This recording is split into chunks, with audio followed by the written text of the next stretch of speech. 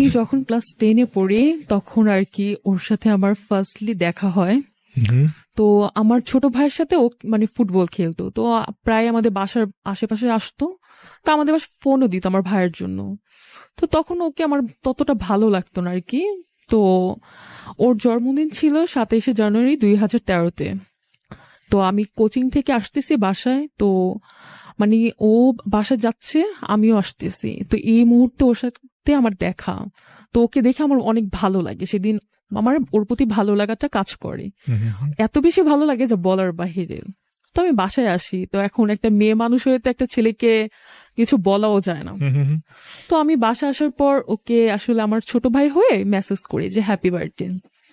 তো ও আমাকে ফোন দিছে, তো ফোন দিয়ে বলতেছে, আমার ভাইয়ের কথা বলতেছে যে হ্যাঁ তুই কোথায়, তুই তো আমার বার্থডেতে আসলি না। আমি বললাম যে ও তো নেই, আমি ওর বোন বলতেছি প্রীতি। বলে কি ও আচ্ছা।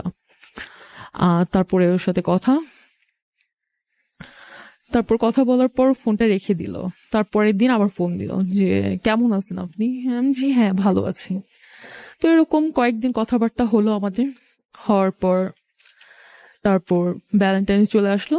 তো ও আমাকে প্রপোজ করলো যে দেখো মেঘলা, আমি তোমাকে অনেক বেশি ভালোবাসি। আমি তোমাকে অনেক আগে থেকে পছন্দ করি, কিন্তু কখনো সাহস হয়ে উঠিনি। এখন যেহেতু তুমি আমার সাথে কথা বলতেছো, তো আজকে বলেই ফেললাম। তো আমারও তোকে ভালো লাগে, তো আমি অ্যাকসেপ্ট করেই ফেললাম। ঠিক আছে, হ্যাঁ আমার তোমাকে অনেক বেশি ভালো লাগে, এরকম বলে অ্যাকসেপ্ট করি। দেন আমাদের কথাবার্তা হয় কয়েকদিন। তখন আপনি পড়তেন ক্লাস 10-এ? হ্যাঁ, আর সে পড়তো? সেও ক্লাস 10-এই পড়তো। ওকে, তারপর? তো কথাবার্তা বলার পর তো চলে যায় কয়েকদিন। তারপরে আমাদের স্কুল থেকে পিকনিক ছাড়ে আর কি। তো ওই পিকনিকে ও আর কি আমার ঠিকানা নিয়ে ও যায়। তো ওখানে ঘুরি, মানে ঘুরি বলতে ও মানে দূরে দূরে, আমি এক পাশে ওই পারে, কারণ আমার স্কুলের টিচাররা ছিল। তো এরকম যায় কয়েকদিন, কথাবার্তা বলি, ভালোই যাচ্ছিল। তারপরে হয় কি, এপ্রিলের 18 তারিখ হঠাৎ করে আমার ছোট ভাই বাসায় এসে কান্নাকাটি করতেছে। তো আমি কি হয়েছে, তুমি কান্না করতেছো কেন? বলে কি যে দেখো, ওই যে ভাইয়াটা তো অনেক বাজে বাজে কথা বলতেছে তোমার নামে। আমি বলি, আমার নামে বাজে বাজে কথা বলতেছে মানে? মানে ও নিজে থেকে খারাপ খারাপ কথা মানে বলতেছে ফ্রেন্ডদেরকে, মেয়ে ভালো না রে, এটা রে সেটা রে, এরকম করে মানে বাজে কথা বলছে। নিজে থেকে রেকর্ডিং করছে ফ্রেন্ডদের নিয়ে, আমার কোনো বয়স ছিল না। তো এগুলা বলার পর আমি তো খুব ভয় পাই যে আমার বাসায় জানলে তো আমাকে আজকে জানিয়ে মেরে ফেলবে। তো আমার ভাইকে বলি যে তুমি চুপ থাকো, তুমি কিছু বলো না, আমি দেখতেছি। তো আমি ওকে ফোন দিয়ে বলি কি কি বলো। বলে কি ভালো হয়েছে, তোমার তো অনেক রূপের অহংকার না, অহংকারী মেয়ে তুমি, তোমার পিছনে কত ঘুরছি, দাম দিছো, এখন তো ভালো হয়েছে না, যাক রাখো ফোন রাখো, কথা নেই তোমার সাথে। আমি বলছি তুমি যে এগুলো বলছো, এগুলো কেন বলছো, কারণটা কি, আমি কি অন্যায়টা করেছেটা কি সেটা তো বলবে। বলে কি না রাখো। তো করে কি, ওই রেকর্ডিংটা ওর একটা ফ্রেন্ড ছিল আমার কোচিং এ পড়তো, ওই ছেলেকে দেয়। তো আমার কোচিং এ প্রায় 40টা ছেলে, 20 জন মেয়ে পড়তাম, মানে অনেক বড় একটা কোচিং ছিল। তো ওটার মধ্যে ছেলেগুলো রেকর্ডিং ছাড়তেছে, শুনতেছে আর আমার দিকে হাসতেছে। আচ্ছা। মানে আমার কাছে মানে সেদিনটা এত জঘন্য ছিল যা বলার বাহিরে। আমার ফ্রেন্ডরা বলছে যে কি হয়েছে, বুঝতে পারতেছি না, ওরা তোরকে দেখে কেন হাসতেছে। আমিও জানি না আর কি হয়েছে, পরে জানতে পারি যে এরকম হয়েছে। তো ওর ফ্রেন্ডটা যে ছিল ও আমাকে আর কি পছন্দ করতো। তো ওর ফ্রেন্ডের মূল বিষয়টা ছিল যে ওর আমার মধ্যে মাঝখানে যেন সম্পর্কটা না থাকে, এই কারণে এগুলো বলা, যে ওকে বলতেছে আরে বাদ দে, এই মেয়ের সাথে তোর থাকা লাগবে না, এটা সেটা। তো ওদের কথা শুনে আর কি, ওর ফ্রেন্ড ছিল, তো হয় এগুলা। তো সেখানেই অনেক ঝামেলা হয়, মানে অনেক শোনাশুনি হয়। তো আমি আম্মুর কাছে এসে মানে মিথ্যা কথা বলি যে মানে ওর সাথে যে আমার সম্পর্ক ছিল সেটা আমি স্বীকার করি না, মিথ্যা কথা বলি যে না আম্মু ওর সাথে আমার কোনো সম্পর্ক নাই, এমনিতে তুহিনের জন্য তো ফোন দিত, আমি ফোনটা ধরতাম। বলে কি ও আচ্ছা ঠিক আছে। তো আমার আম্মু করে কি, ওদের বাসায় গিয়ে বিচার দিয়ে আসে যে আপনার ছেলে কেন এরকম করতেছে, এরকম বাজে কথা বলতেছে, আমার মেয়ে রাস্তায় বের হলে ডিস্টার্ব করতেছে। আমি যখন স্কুল যেতাম ওর ফ্রেন্ডরা আমার বাজে কমেন্ট পাস করতো। তো আমার কাছে খুবই খারাপ লাগতো, আমি স্কুলে যেতে চাইতাম না, কোচিং এ যেতে চাইতাম না। আর নিজের কাছে এটাই মনে হতো যে কেন ওর সাথে আমি কথাটা বলতে গেছি, আজকে কথা না বলে তো এগুলো হইতো না। তো এরকম ওর সাথে কথা বলা বন্ধ হয়ে যায়। তো আমি কোচিং স্কুল করতেছি, তো মাঝে মাঝে আমাদের বাসায় ফোন দিত। তার প্রায় 2 সপ্তাহ পরে ফোন দিয়ে মেসেজ, সরি আসলে আমার ভুল হয়ে গেছে। আমি আর ওকে মানে সময় দিচ্ছি না, ইগনোর করতেছি যে ছেলে এই কাজটা একবার করছে আরেকবারও করবে। তো এরকম এপ্রিল মাস চলে গেল, মে জুন এরকম চাইতে চাইতে অনেকদিন চলে গেছে। আর মাঝে মাঝে আমাদের বাসায় ফোন দেয়, আমি ফোন ধরি না, রাত্রে 3টা বাজে আম্মুর নম্বরে ফোন দিয়ে এরকম মানে ডিস্টার্ব করতেছে। তা আমি ওর সাথে কোনো কথাবার্তাই বলি না। তো আমার একটা ছোট ভাইয়ের ফ্রেন্ড ছিল, ও আর কি আমাদের বাসায় সবসময় আসা যাওয়া করতো। তা আমি ওর সাথে খুবই ক্লোজ ছিলাম, তো ওর সাথে কথাবার্তা বলতাম। তো আমারে বলতেছে যে আপি তুমি একটা কাজ করো, তুমি ওকে মাফ করে দাও, ওর ভুলটা বুঝতে পারছে, তুমি আসলে এরকম রাগ করো না, তুমি বাদ দাও, ও তো জাস্ট তোমার সাথে একটাবার কথা বলতে চাই, তুমি আমার জন্য হইলেও একটু কথা বলো। আমি বলকে না, ওর সাথে তো আমার কোনো কথা নেই, তুই কেন বলতেছিস কথা বলার জন্য? তো বলছে না একটু বলো। তোর ফোন দিয়ে আমি কথা বলে কি হয়েছে বল। ও বলতেছে যে প্লিজ আপনি আমাকে মাফ করে দেন, আমার ভুল হয়ে গেছে, আসলে আমার বয়স কম তো বুঝছেন, আমি বুঝতে পারিনি, ওদের পাল্লে পড়ে আমি এগুলো বলছি, আসলে আমি এগুলো বলতে চাইনি। আমি বলি কি আপনি ফোনটা রাখেন, আপনি আমাকে ফোন দিবেন, আপনার সাথে আমার কোনো কথা নেই। তো এরকম যায়। তো আমার বাসা থেকে জানতো না, আমার বাসা থেকে আমার মোবাইল টোবাইল সব নিয়ে নেওয়া হয়েছিল যখন ওইগুলো ঘটনা ঘটছে। তো আমি লুকায় একটা মোবাইল কিনি। ওকে। মোবাইল কেনার পর সিম কার্ড কিনি। ওই যে আমার মানে ভাইয়ের ছোট ভাইয়ের ফ্রেন্ডটা ছিল, ও আমার নাম্বারটা ওকে দিয়ে দেয়, ও আমাকে কল দেয়। আমি বলি কি হয়েছে, আমি ওর সাথে অনেক খারাপ বিহেভ করি, যে গালাগাল দিয়েও কথা বলি, যে তুমি আমাকে কেন ফোন দিচ্ছ, তুমি কি মানুষের কাজ করছিলা যে তুমি এখন ফোন দিচ্ছ, যা করেছো করেছো, তোমার সাথে আমার কোনো কথা নেই। ও মানে ফোন দিতেই থাকতেছে, মানে ওর ফোন দিয়ে অফ হচ্ছে না, আমি যাই বলি না কেন ও আমাকে ফোন দেবে। তো আমি এরকম কয়েকদিন কথা বলি, মানে ফোন কথা বলি বলতে যে আমাকে ফোন দেয়, আমি ওকে ঝাড়াঝাড়ি করে ফোন রেখে দিই। তো গেল কয়েকটা দিন, তারপরে আমার একটা ফ্রেন্ড, ওর সাথে আমি মানে আমাদের একটা জায়গা ঘুরতে যাই আমাদের এলাকার পাশে। তো ওর বয়ফ্রেন্ডের সাথে রিক্সা দিয়ে চলে যায়, এরকম একটা প্লেস, এত ছেলে মানুষ, এত ক্রাউড ছিল যে আমি মানে সে ফিল করতেছিলাম যে আমি বোরখাটাও পরিনি, তুই আমাকে রেখে চলে গেলি এভাবে, এখন কি করব। আমি ওকে কল দিই যে তুমি কি টাইস আমাকে নিয়ে যাবা, আমি এখানে সে ফিল করতেছি, আর অনেক ছেলে আমাকে বাজে কমেন্ট পাস করতেছে, মানে আমি লজ্জা পাইতেছি, রাস্তাতে একা হাঁটতে ভয়ও লাগতেছে, একটু দূর ছিল। তো আইসে আমাকে একটা রিক্সা করে দেয়, আমি বাসে চলে আসি। তো মানে আমার ভাল লাগলো যে আমি একটা কথা বললাম, এত বকাবকি পরও ছেলেটা আসলো আমার হেল্প করতে। তো কয়েকদিন কথাবার্তা বলি, তো বলে কি তোমার সাথে তো কখনো আমার দেখা হয়নি ওইরকম ভাবে, বা একা কোথাও কথা বলাও হয়নি, তুমি কি আমার সাথে একটু দেখা করতে আসবা? আমি বলি কি না, তোমার সাথে আমার দেখা করা পসিবল না, আমার ভয় লাগে তোমাকে, তুমি যে কাজ করছো আমার তোমার সাথে কথা বলতেই ভয় লাগে। বলে কি না না প্লিজ আসো না। তো আমি আমার ছোট ভাইয়ের ফ্রেন্ডটাকে বলি যে শুন, ও তো এগুলো বলতেছে, এখন আমি কি করব? বলে কি সমস্যা নাই, তোমার সাথে আমি যাব, তুমি ভয় পাও না, তুমি চলো আমার সাথে আচ্ছা। দেখা করি। তো ও যায় আমার সাথে। তো যাওয়ার পর আমরা শহীদ মিনারে ফার্স্ট দেখা করি আর কি, মানে বাসা থেকে একটু দূরে, যেন কেউ আমাকে না দেখে আর কি। তো যাওয়ার পর দেখা করি ফার্স্ট, ভালোই, ওর বাইক দিয়ে ঘুরি ওই দিনই ফার্স্ট। ঘোরার পর খুব ভালো লাগে আর কি, যাক মানুষটা আসলে যা করছে এখন তো আর কিছু করতেছে না। তো কথাবার্তা বলার পর ভালো লাগে ওকে আর কি। এর মধ্যে ওর একটা মামা আছে, ওর থেকে 3 বছর বড়, সেও আমাকে পছন্দ করে, সেও আমাকে ফোন দিচ্ছে। তা আমি বলতেছি যে হ্যাঁ মামা বলুন, আপনি ফোন দিয়েছেন। বলে কি আমাকে মামা বলছো কেন, আচ্ছা। আমি কি তোমার মামা হই নাকি? আমি বলি কি না, আপনি আমার ফ্রেন্ডের মামা, যেহেতু তা মামাই তো হন। বলে কি না না। তো ওই মামার ফ্রেন্ড আমাকে আবার কলটা ধরে বলতেছে যে লবণ ছাড়া পনির কিন্তু মজা লাগে না। আচ্ছা। আমি বলো আচ্ছা তাই নাকি। তো এরকম কথাবার্তা বলে রেখে দেয়। তো ওর সাথে আমি প্রায় অনেক ঘোরাফেরা করি, মানে দিনগুলো খুব ভালো যায়, এত সুন্দর দিন, মানে ও পাশে আছে, মানে যাকে আমি ভালোবাসি। তো ওর মিস্টেকটা বুঝতে পারে, আমাকে খুব ভালোভাবে সরি বলে, অলওয়েজ দেখা হলে সরি, তুমি মাফ করে দে, আসলে আমার কাজ করাটা ভুল হয়ে গেছে, আচ্ছা। এভাবে বলতে থাকে। তো আমি ঘোরাফেরা করি। তো একদিন হাতিঝিল যাই ঘুরতে, যাওয়ার পর আমু জেনে ফেলে যে আমি ঘুরতে গিয়েছি। ওকে। তো বাসায় আসার পর অনেক মাইর খাই, মাইর খাওয়ার পর আমু মোবাইলটাও পেয়ে যায়, আমার ব্যাগ খুঁজে পেয়ে যায়, তো ভেঙে ফেলে। তো ওর সাথে কন্টেক্ট অফ, কথা বলতে পারতেছি না। তো করে আমার জন্য ওর যে ছোট ভাইয়ের বন্ধুটা ছিল, ওরে দিয়ে একটা মোবাইল পাঠায়, ওই মোবাইল দিয়ে ওর সাথে আমি আবার কন্টেক্ট শুরু করি। তো কথাবার্তা বলি, এরকম করতে করতে অক্টোবর নভেম্বর ডিসেম্বর চলে যায়। তারপর চলে আসে আর কি জানুয়ারি, আর 1 মাস পর আমাদের এসএসসি পরীক্ষা দুজনেরই। তো প্রিপারেশন নিচ্ছি ভালোভাবেই, দুইজন পড়তেছি। ওর যা মানে ইম্পর্টেন্ট সাজেশন ছিল ও আমাকে অনেক হেল্প করছে এসএসসির সময়। তো ভালোই, দুইজন একসাথে পরীক্ষা দিচ্ছি, একসাথে দেখা করতেছি। তোর মেয়ে ইয়ার মধ্যে পরীক্ষার আগে আর কি ও আর কি রাত্রি 3টা বাজে এসে আমার বাসার আর কি জানালার মধ্যে ইট মারতেছে। বলছে তুমি বের হও, তোমাকে আমি একটু দেখবো। রাত্রি 3টা বাজে তুমি আমাকে দেখবা? আর আমার খুব ভয় লাগতেছে, বাসায় আম্মু আব্বু আমাকে তো মেরেই ফেলবে দেখলে। বলে কিনা তুমি বের হও।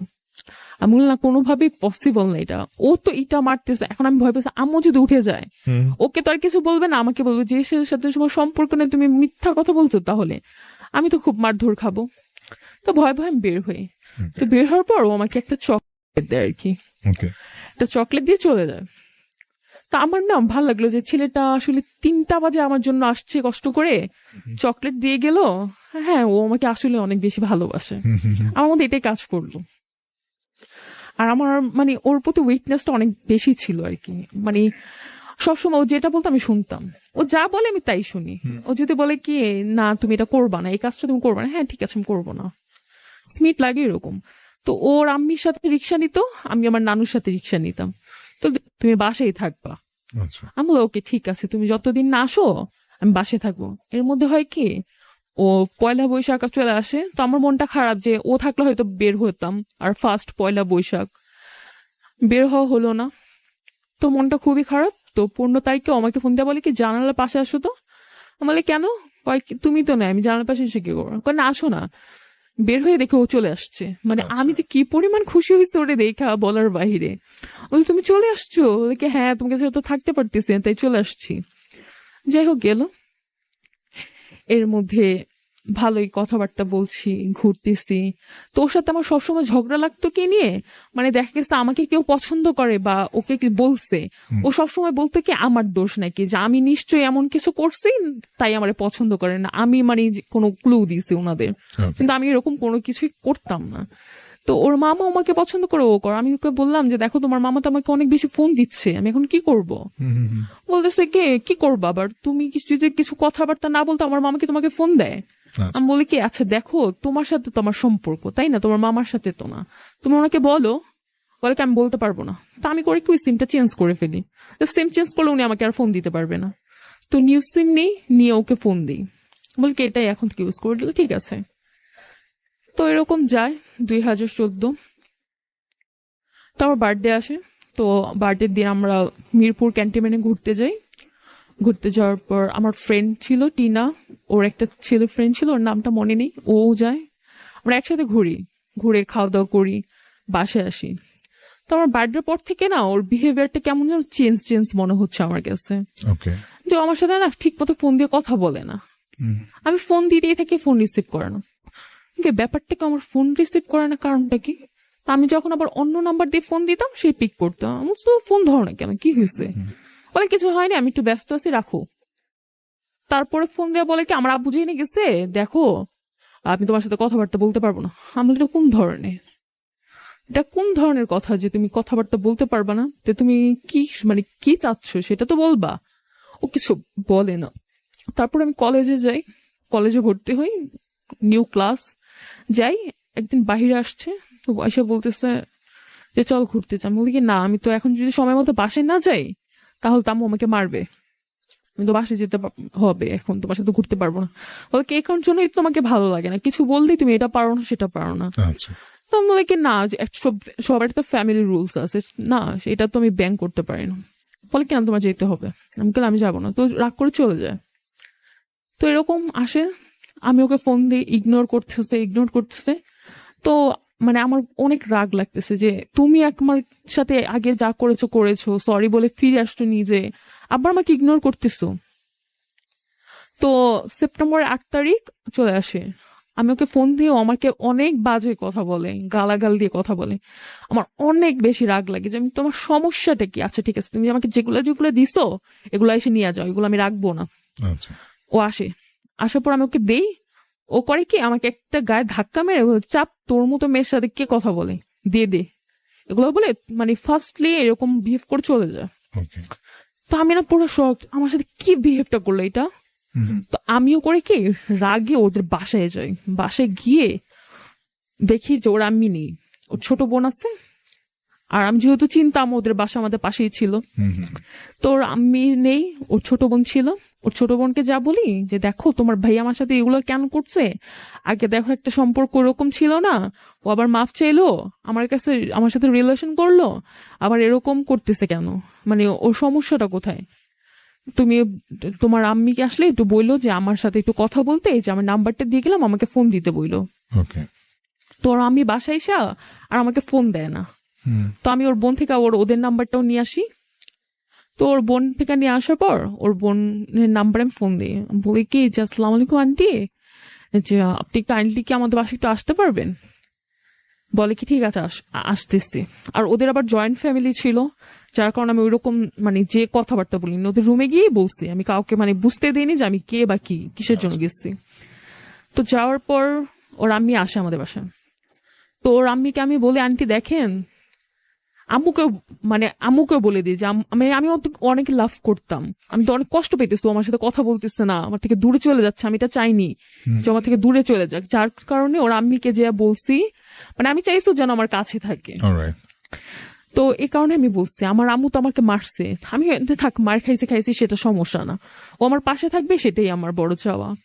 তো ওর আম্মি আসে, আমি বলি আন্টি দেখেন আমি ওরা অনেক বেশি ভালোবাসি, আপনি একটু ওরে বুঝান যে ও যেন এরকম না করে। তো ওর আম্মি না আমাকে ভালো কিছু বলে না, মন্দ বলে না, বলে কি করছো তোমার সাথে, আমাকে আন্টি আমার লাইফটাই নষ্ট করে দিচ্ছে, আমি এভাবে কথাটা বলি। তো ওর আম্মি গিয়ে ওর মামাদের কাছে কথাগুলো বলে, ওর মামারা ধরেন কেউ ওর থেকে 3 বছর বড়, কেউ 5 বছর বড় এরকম। তো ওর মামারদের কাছে গিয়া বলে, ওর মানে দাদি বাসা কাউকে কিছু জানায় না, ওর বাবা কেউ জানায় না, ওর দাদি নানিদের বাসা যা বলে, বলার পর ওর মামা দেখি সন্ধ্যাবেলা কয়েকটা লোক নিয়ে আসছে, মানে এলাকায় কয়েকজন থাকে না যে একটু ঘুরে ফিরে বেড়ায়, এরকম টাইপের লোক নিয়ে আসছে আমাদের বাসায়। বলছে বাসায় এত ভিড় কেন, মানে আসছে, আমি কোচিং থেকে আসছি, আমাকে লোকগুলা বলতেছে এই মেয়ে দাঁড়াও বসো। মানে আমি একটা ছোট মেয়ে, ক্লাস 10-এ পড়ে, আমার সাথে এরকম ভাবে মানে মানুষগুলো কথা বলতেছে, মানে আমি কেমন তাকায় আছি, মানে আমি একটু ভয় পাচ্ছিলাম, আমার হাত পা কাঁপতেছে যে এতগুলো মানুষ আসছে কেমন করে। তো আমার আম্মুকে বলতেছে যে আপনি কি করেন না করেন সবই জানি, আপনার হাজবেন্ড কি করে, মানে একটা মানুষকে রেসপেক্ট দিয়ে কথা বলে, ওরা রেসপেক্ট দিয়ে কথা বলতেছে না। তো বলতেছে যে আপনার মেয়েকে ক্লিনিকে নিয়ে টেস্ট করবো। টেস্ট? আমার আম্মু বলছে কিসের টেস্ট করাবেন, বলে কি না আপনার মেয়ে তো প্রেগনেন্ট, আপনার ওর আমার আপাকে বলছে না যে ও প্রেগনেন্ট। আমি না পুরো হা হয়ে আসছে যে কি বলছে, আমি তো এরকম কোনো কথা বলি না, বা আমার সাথে এরকম কিছু হয়নি। তো আমি না তাকে কি বলছে, বলে কি না না আমার একটা লোক বলছে কে হাতের বলছে চল চল তোমার ক্লিনিকে। আমি কি আপনি আমার হাত ছাড়াম, তোমার টাচ করতেছেন কেন, আপনার তোমার সাহস হয় কিভাবে। বলে কি না ক্লিনিকে যাবো, কার বাচ্চা না কার বাচ্চা তুমি এখন ওর নাম দিতেছো। আমি বলি দেখেন ওর সাথে আমার এরকম কিছু হয়নি, আমি আপনাদের সাথে কথা বলতেও চাই না, আমি ওর আম্মির সাথে কথা বলছি, আমি ওর আম্মির সাথে কথা বলতে চাই। আপনারা কি, আপনাদের তো চিনি না আমি, তাই না, আপনারা থার্ড পার্সন, আপনারা কি, আমি আপনাদের চিনি না, আপনি আমার সাথে এরকম বিহেভ করতেছেন কেন। তোর মামাও না অনেক উল্টাপাল্টা ভাবে এরকম ঝাড়াঝাড় দিয়ে কথা বলছে, আমি কান্নাকাটি করতেছি। তো ওরা চলে গেল। আর আমার বাবা খুবই সহজ সরল মানুষ, মানে উনি মানে বিজনেস করে আর ওনার মতো থাকে, আর কোন রকম ভেজাল মানে এগুলার মধ্যে গুন্ডামি টাইপের এগুলা না। তো ওনারা গুন্ডামি করতেছে আমাদের বাসায় এসা। আর একটা যেখানে আমি থাকি, হ্যাঁ, ওখানে যদি একটা মেয়ের বাসায় এতগুলা লোক ঢুকে, তো আশেপাশে মানুষ তো তাকায় থাকে যে কি হয়েছে কি ব্যাপার। তো ওখানে না এলাকার নিয়ে একটা গসিপ হয় যে এই মেয়েটার কি হয়েছে, এতগুলো মানুষ আসলো, এটা সেটা হচ্ছে, কি হয়েছে, মানে কিউরিয়াসিটি জাগে সবার মাঝে যে কি হয়েছে। তা আমি তো ওরকম না, আমাকে সবাই অনেক বেশি ভালোবাসতো আমাদের আশেপাশে, আমি সবার সাথে অনেক ফ্রেন্ডলি কথা বলতাম, সবাই আমাকে ভালোবাসতো। তো ওনারা বাড়ির সবাই আমাদের রুমে ঢুকেছে, আই আপনার এই মেয়ের সাথে কিভাবে কথা বলতেছেন, হ্যাঁ এই মেয়ে মোটেও এরকম না, আপনারা বললেই কি হবে নাকি। তো ওনাদের বলতেছে জানেন তাহলে এইটুক মেয়ে আবার এগুলা করে কিভাবে, তো এইভাবে কথা বলতেছে। আমি অনেক মানে ভয়ও পাচ্ছি, কান্নাও করতেছি। আর ওরা যাওয়ার পর সাথে সাথে আম্মু আমার এমন পিটায় যা বলার বাহিরে। তো এক তো আমার যাকে আমি ভালোবাসি সে আমার সাথে কথা বলছে না, সেকেন্ডলি আমার পুরো এলাকাটার মধ্যে এগুলা রিউমার ছড়ানো হয়েছে যে আমি প্রেগনেন্ট, যেটা আমি করিও নি কখনো, বা আমার বুঝার ক্ষমতাও হয়নি যে প্রেগনেন্ট মানুষ মানে কিভাবে হয় এরকম টাইপের। তো আমার লজ্জা লাগে বিষয়গুলো। তো আমার কয়েকটা ফ্রেন্ড ছিল দুটো, তো ওদের না প্রায় দেখতাম যে স্লিপিং পিল কিনে। আমি জিজ্ঞেস করছিলাম যে দোস্ত এগুলো কি খাস রে তোরা, বলে কি যে নাম বললো, নাম বলে বলে কি এটা বুঝছিস, আমার মন খারাপ হলে আমি খাই, তোর থেকে আমি এই নামটা শুনি। তো এখন বেসিক্যালি যে এখন যদি আমি একটা ফার্মেসি দিয়ে বলি ঘুমিয়ে এসো, দেন আমাকে তো আর দিবে না, Right. নামটা বলাতেই তো দেবে। তো আমি ওদের থেকে ওই নামটা জানি। তো আমার মধ্যে মাথায় কাজ করলো ওগুলা খেলে তো মানুষ মরে যায়, আমি টিভিতে বলেন ফিল্মে বলেন দেখেছি যে ওষুধ খেয়ে মানুষ মরে যায়, তা আমি মরে যাবো, Okay. আমি বেঁচে থেকে কি। আপনি খেতে চাচ্ছেন স্লিপিং পিল, অর্থাৎ করতে চাচ্ছেন সুইসাইড, তারপরে কি হলো?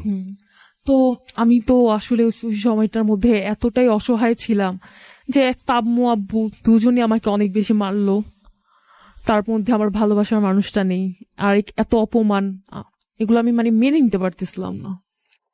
তো আমি করলাম কি, আমার কাছে টাকা ছিল 1,000 টাকা, তো নিয়ে ফার্মেসিতে গেলাম, গিয়ে বললাম কি আমাকে যে ওষুধটা দেন। তো বলতেছে কয়টা, আমি বলছি 10 পাতা দেন। তো আমি 1,000 টাকা ওই লোকটাকে দিয়ে 10 পাতা নিয়ে চলে আসলাম, মানে ওষুধের দাম এত ছিল না, আমি লোকটাকে টাকাটা দিয়েই চলে আসছি। তো লোকটা 1,000 টাকা পেয়ে আমাকে ওষুধটা দিয়ে দিচ্ছে। তো নিয়ে আসলাম বাসায় এনে ওটাকে খেলাম। যখন আমি খাচ্ছি তখন আমার নাকটা দিয়ে শুধু ঝাল পানি বের হচ্ছে, আর আমার খুবই কষ্ট হচ্ছিল, মানে কি বলবো, মানে মনে যতটা কষ্ট না তার থেকে বেশি মানে শারীরিক কষ্ট পাচ্ছি। তো খেয়ে ফেললাম, তো কেউ বুঝতে পারিনি যে আমি খাচ্ছিলাম। তো আমার রুম লক করে, তো তারপর আর বলতে পারি না কি হয়েছে না হয়েছে, কারণ ওষুধটা খাওয়ার পরে আমার জ্ঞান চলে গেছে আমার সাথে কি হয়েছে। তো আমি যখন চোখটা খুলি তখন দেখি আমি হসপিটালে। আচ্ছা। তো আমি উঠে ভাবতেছি যে এটা কি দোজক না জাহান্নাম, মানে আমি তো মরতে গেছি, যে আমি মারা গেছি। তো চোখ খুলে আমি বুঝতে পারতেছি না, মানে আমার সেন্স ওরকম না। তো আমি উঠে না মানে খুঁজতেছি রাস্তা কোথায়। তো আমি ঢাকা মেডিকেলে ভর্তি ছিলাম 8 তলায়, তো রাস্তা খুঁজতেছি, রাস্তা খুঁজে পাচ্ছি না। আমি উঠেই দৌড় দিছি, দৌড় দিয়ে রাস্তা খুঁজে পাচ্ছি না।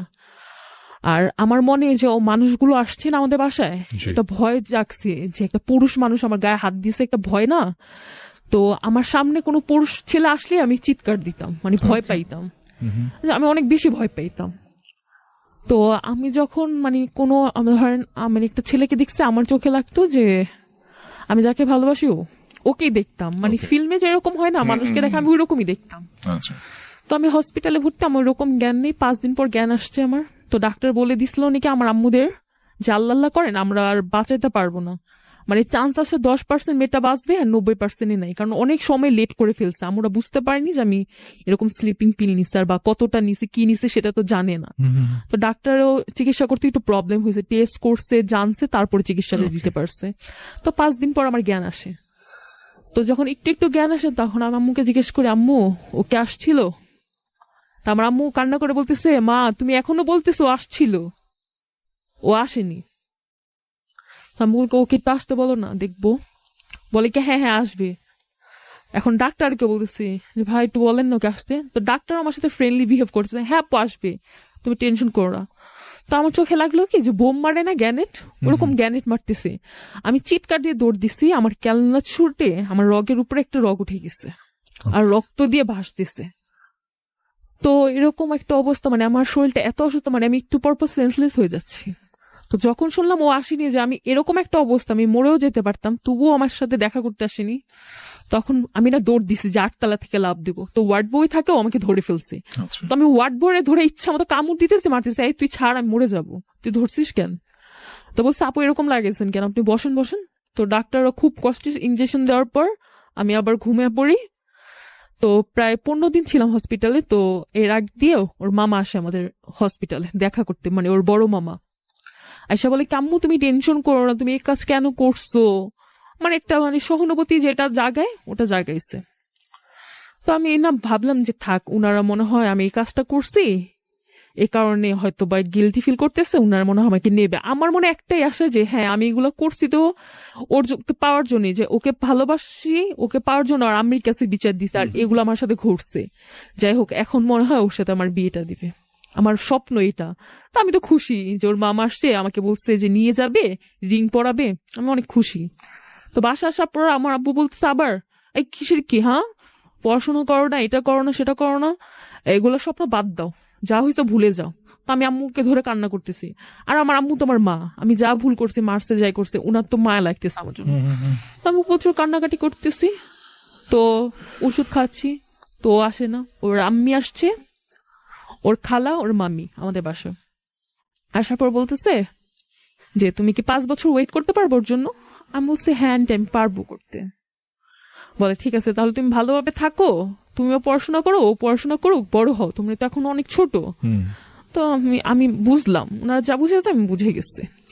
তো এখানে ওর মধ্যে হয় কি, ওর নাম্বারটা চেঞ্জ করে দেয় ওর বাসা থেকে, ওর সাথে আমি কন্ট্যাক্ট করতে পারছি, মানে আমি যে ওকে ফোন দেবো সেটাও করতে পারতেছি না, ওর ফোন নাম্বার অফ। তো আমার খুবই খারাপ লাগে, মানে আমি এতটা ওর প্রতি ইয়া ছিলাম, আমি ঘুমায় থাকতাম তো আমি দেখতাম কেউ আমার মানে গেটের সামনে দাঁড়ায় আছে, আমি ওরে ধরতে যাইতাম, এরকম অবস্থা, মানে একটা পাগল যেরকম থাকি, আর দেখতাম ওর নাই, আর যে কান্নাকাটি শুরু করে দিতাম, আমার আম্মু আমাকে সামলাইতে পারতেছিল না। মানে এরকম অবস্থা যায় আমার আমার ফ্যামিলির, বলতে আমার ফ্যামিলির না, মানে কেউ জানতো না কথাগুলো, আমার আম্মু কাউকে শেয়ার করে না, শুধু আমার ছোট মামা আর আমার নানু জানতো।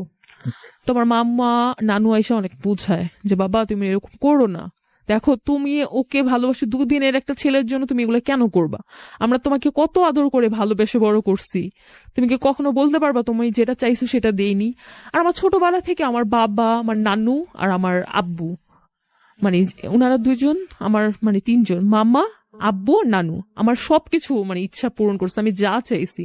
তোমার ছোটবেলা থেকে এটা আর কি ইয়া ছিল যে আমি যার চাই আমি তাই পাই। এখন ওকে আমি ভালোবাসি, ওকে আমি চাই, ওকে পাচ্ছি না, এটা আমার ভালো লাগতেছে না। তো এরকম আমি অসুস্থ, ও আমার কোনো খোঁজ খবর কিচ্ছু নেয় না, আমার অনেক কষ্ট লাগে।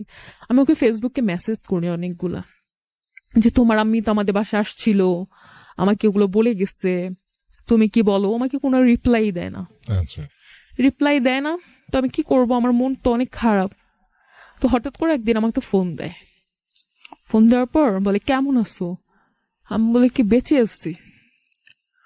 বলে তুমি শুধু শুধু এগুলা কেন করতে গেছো? আমি জানো কি ভয়টা পাইছি, তুমি মরে গেলে তো আমার পুলিশে ধরতো।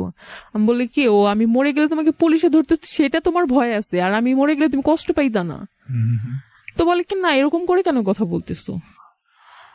আমার আম্মি তো এখন তোমার সাথে আমার বিয়ে ঠিক করে দিচ্ছে, এখন তার ফ্যামিলি প্রবলেম নেই আর কোনো কিছু সমস্যা নেই। তাহলে তুমি আমার সাথে এরকমটা কেন করছো? ইগনোর করার মানে কি? বলে কি দেখো আমি না ভয় পাচ্ছিলাম, আমি সেম এজ, তোমার মধ্যে আমার মধ্যে বেশি একটা ডিফারেন্ট না, এটা তো কখনো পসিবল না একটা এন্ড হওয়া, এ কারণে আমি পিছে যাই পাই গেছি। আমি বলি কি থাক, যা হয়েছে হয়েছে, বাদ দিই, সমস্যা নেই, আচ্ছা রাখি, এটা বলতে ফোন রেখে দিই। তারপর আমাকে ফোন দেয় না। তো আমি ঘুমা থেকে হঠাৎ করে না ওর কণ্ঠ শুনতে পাই, বিকালবেলা আসে আমাদের বাসায়, বলতেছে যে হ্যাঁ আন্টি আম্মু তো বলছে ওর কথা, তাই আসলাম আর কি। বলে কি ও আচ্ছা।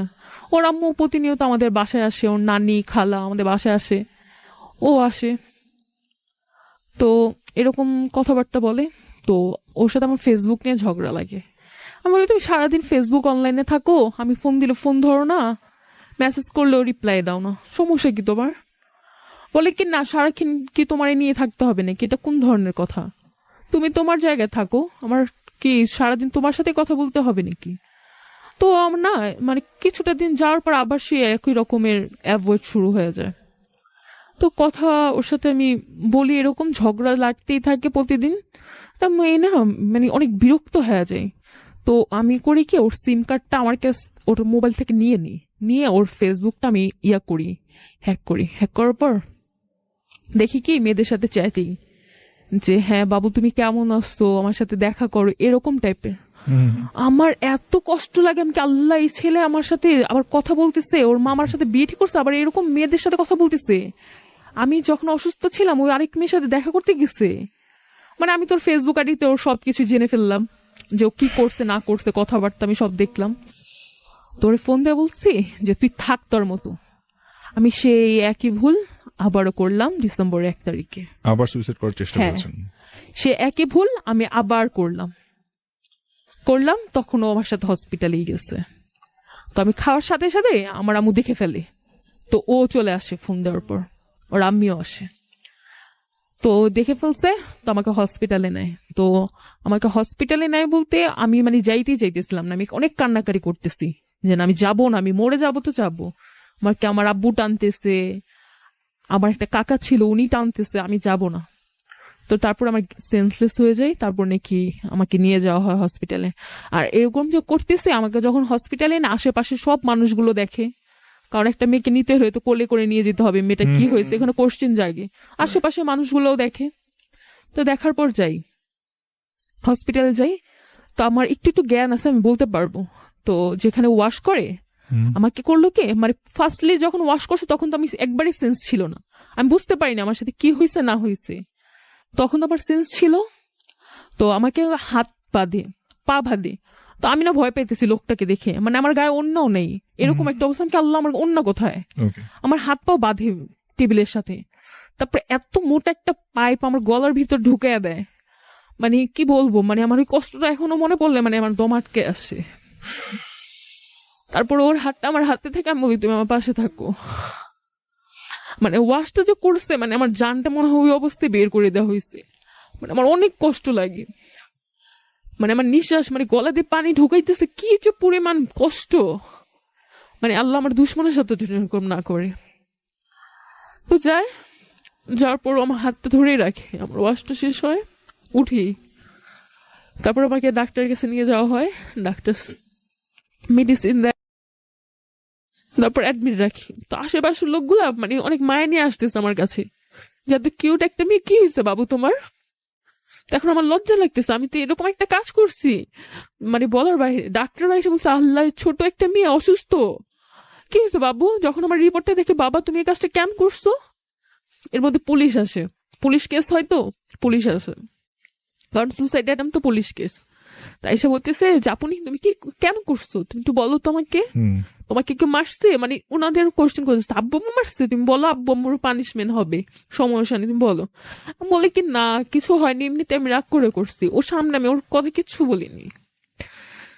তো আমার অনেক খারাপ লাগে। তারপরে বাসায় আসি, আসার পর আমি ওর সাথে এরকম কথা বলি না, আমি বলকে বাদ দাও, আমি যে আমার কপালটাই খারাপ যে আমি বাইচে আসতেছে, আমার তো আর সহ্য হইতেছে না এগুলা, আমার সাথে কেন এরকম হবো।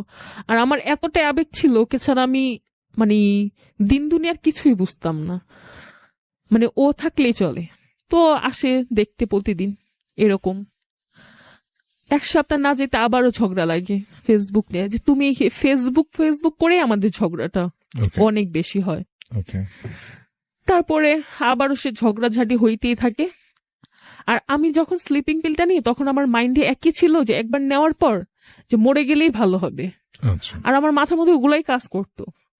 মানে আমি মানে ওই স্লিপিং পিল নেওয়ার পর আমার মানে একটু মেন্টালি প্রবলেম হয়ে যায়, মানে আমি কেউ কিছু আমাকে বলছে আমি মরে যাব, মানে আমার থিঙ্কিং এটা যে মরে যাবো, আমি বাঁচবই না, আমাকে কেন বাঁচিতেছে।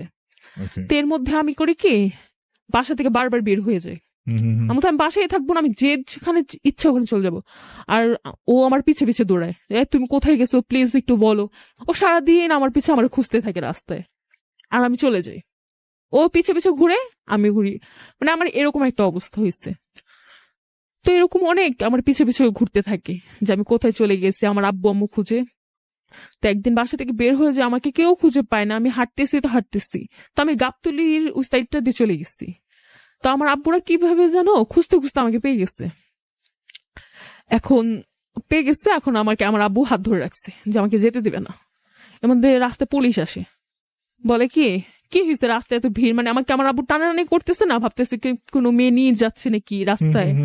তো পুলিশ আসে, এসে জিজ্ঞেস করে কেন তুমি এরকম লাগেছেন, আপনাকে বলতে হবে, যা তো যা।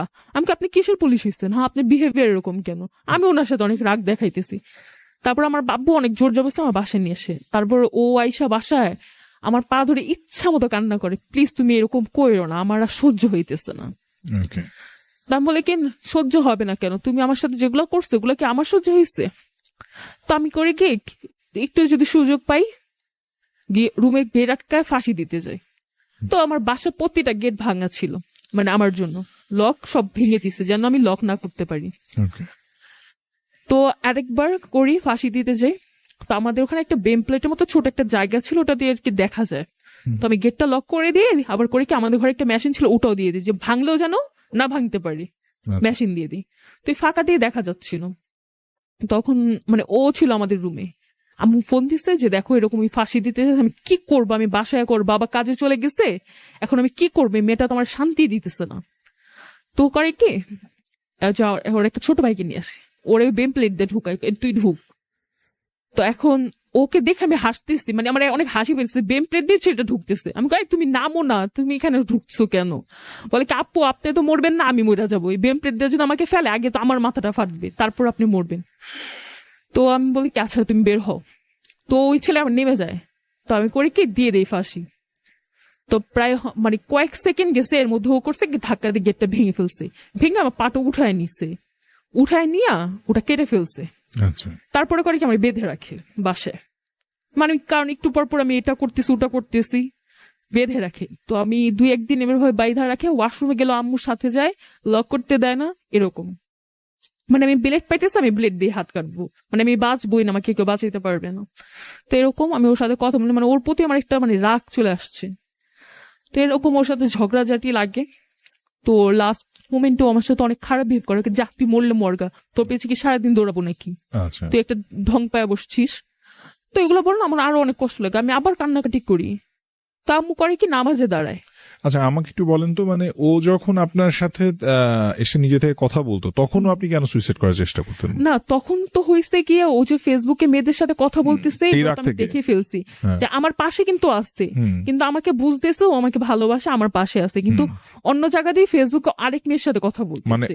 তখন আসলে আপনি মানে আপনার কাছে মনে হতো যে ও ও তো আপনাকে মিথ্যা ভালোবাসে না বলতেছে। বা মিথ্যা বলছে? হ্যাঁ কারণ আমি তো দেখতেছি ও আমাকে মিথ্যা বলছে, ও আমাকে এসে বলতেছে একটা, আমি দেখতেছি আরেকটা। ঠিক আছে তারপর হলো কি মানে আশেপাশের মানুষগুলো না আমার দেখি একটু আর চোখে তাকাচ্ছে, আমি তো যা করছি করছি পাগলামি, আর চোখে মানে আমি এরকম একটা সিকনেসে ছিলাম যে আমার কোনো হেতায়েত জ্ঞানই ছিল না, মানে মরে যেতে হবে সেটাই হচ্ছে মেইন।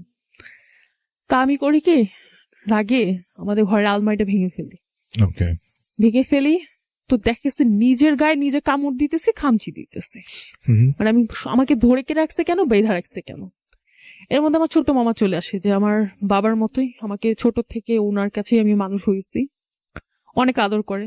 তো আসে, তো আমার করে কি হাত পা বাঁধতে নেয়, আমি আমার ছোট বোনকে লাথি মেরে ফেলে দিই। আমার ছোট বোনটা খুব ছোট তখন, 6-7 বছর। তো আমি লাথি মেরে ওকে ফেলে দিই, এই কারণে মামা আমাকে অনেক জোরে একটা চড় মারে। তো তুই ওকে কেন মারতেছিস, ও কি করছে? তো আমারে মামা মারার পর আমি আমার মামাকে ধরে বলি, মামা আমি কি করব, আমার তো দম বন্ধ হয়ে আসতেছে, আমি তো বাঁচতে পারতেছি না, আমার তো ভালো লাগতেছে না। দেখেন আমার থেকে মানুষগুলো কিভাবে তাকায়, আমি কি এরকম মেয়ে ছিলাম? আমাকে সবাই ভালোবাসার চোখে তাকাইতো, একটা আন্টিও আমাকে ছাড়া দেখা গেছে উনাদের কোনো দিনই পার হইতো না, সারাদিন আমাকেই খুঁজতো। আর আজকে উনারা আমার দিকে ভালোভাবে তাকায় না, আমাকে বাজে কমেন্ট পাস করতেছে যে আল্লাহ এই মেয়ে এগুলা করছে, সুসাইড করেছে, ছি ছি ছি, ছিছি দিতেছে। আমি তো করে ফেলছি, এখন আমি কি করব? তো এটা বলে আমার মামা আমাকে আমার ওদের বাসায় নিয়ে যায়, আমি 2-1 দিন থাকি। তো ওখানেও যায়, যে আমার সাথে দেখা করে। তো দেখা করার পর আসি বাসায়, আসার পর আমার একটা বান্ধবীর সাথে ওর চ্যাটিং হয়। তো আমার বান্ধবী আমাকে এসে বলতেছে যে দেখ ও তোমাকে দেখ কি মেসেজ করছে, আমার তো রাতে 2টা-3টা বাজে কল দে। কি বলিস তুই এগুলা? ওর সাথে আমার বিয়ে ঠিক হয়েছে, ওর সাথে আমার আজকে কতদিন রিলেশন যাচ্ছে, তোরে মেসেজ দেয় মানে? বলে কি হ্যাঁ আমাকে মেসেজ দেয়, আমাকে দেখাইছে। তবে ওই মেসেজ দিয়ে ওর সাথে চ্যাটিং করতেছে আমার ফ্রেন্ডের আইডি দিয়ে। তো হ্যাঁ আমি ওরে ফোন দিতেছে, আমার নাম্বার দিয়েও ফোন ধরে না, কিন্তু আমার ফ্রেন্ডের সাথে চ্যাটিং করতেছে। এই ছেলে কখনো মানুষ হবে না, কি করব, ভাল লাগতেছে না, বসে আছি একা। আর আমার আসলে স্লিপিং পিল নেওয়ার কারণে মানে আমার মেন্টালি এতটাই চাপ পড়ছে যা বলার বাহিরে। তো 31st নাইটে আবার সেই না 30শে ডিসেম্বর সুসাইডটা করি আবার আবার আবার ওকে আবার করার পর আমাকে তখন মিরপুর হসপিটালে নেওয়া হয়। মানে অবস্থা এত খারাপ বলার বাহিরে, কারণ এই 3টা মাসের মধ্যে সেপ্টেম্বর, অক্টোবর, নভেম্বর, ডিসেম্বর এইটুকু সময়ের মধ্যে আমার আসলে 3বার সুসাইড করা, মানে আমার শরীরে কিচ্ছু নাই, মানে জান শেষ, এক তো খাওয়া দাওয়া করে এরকম।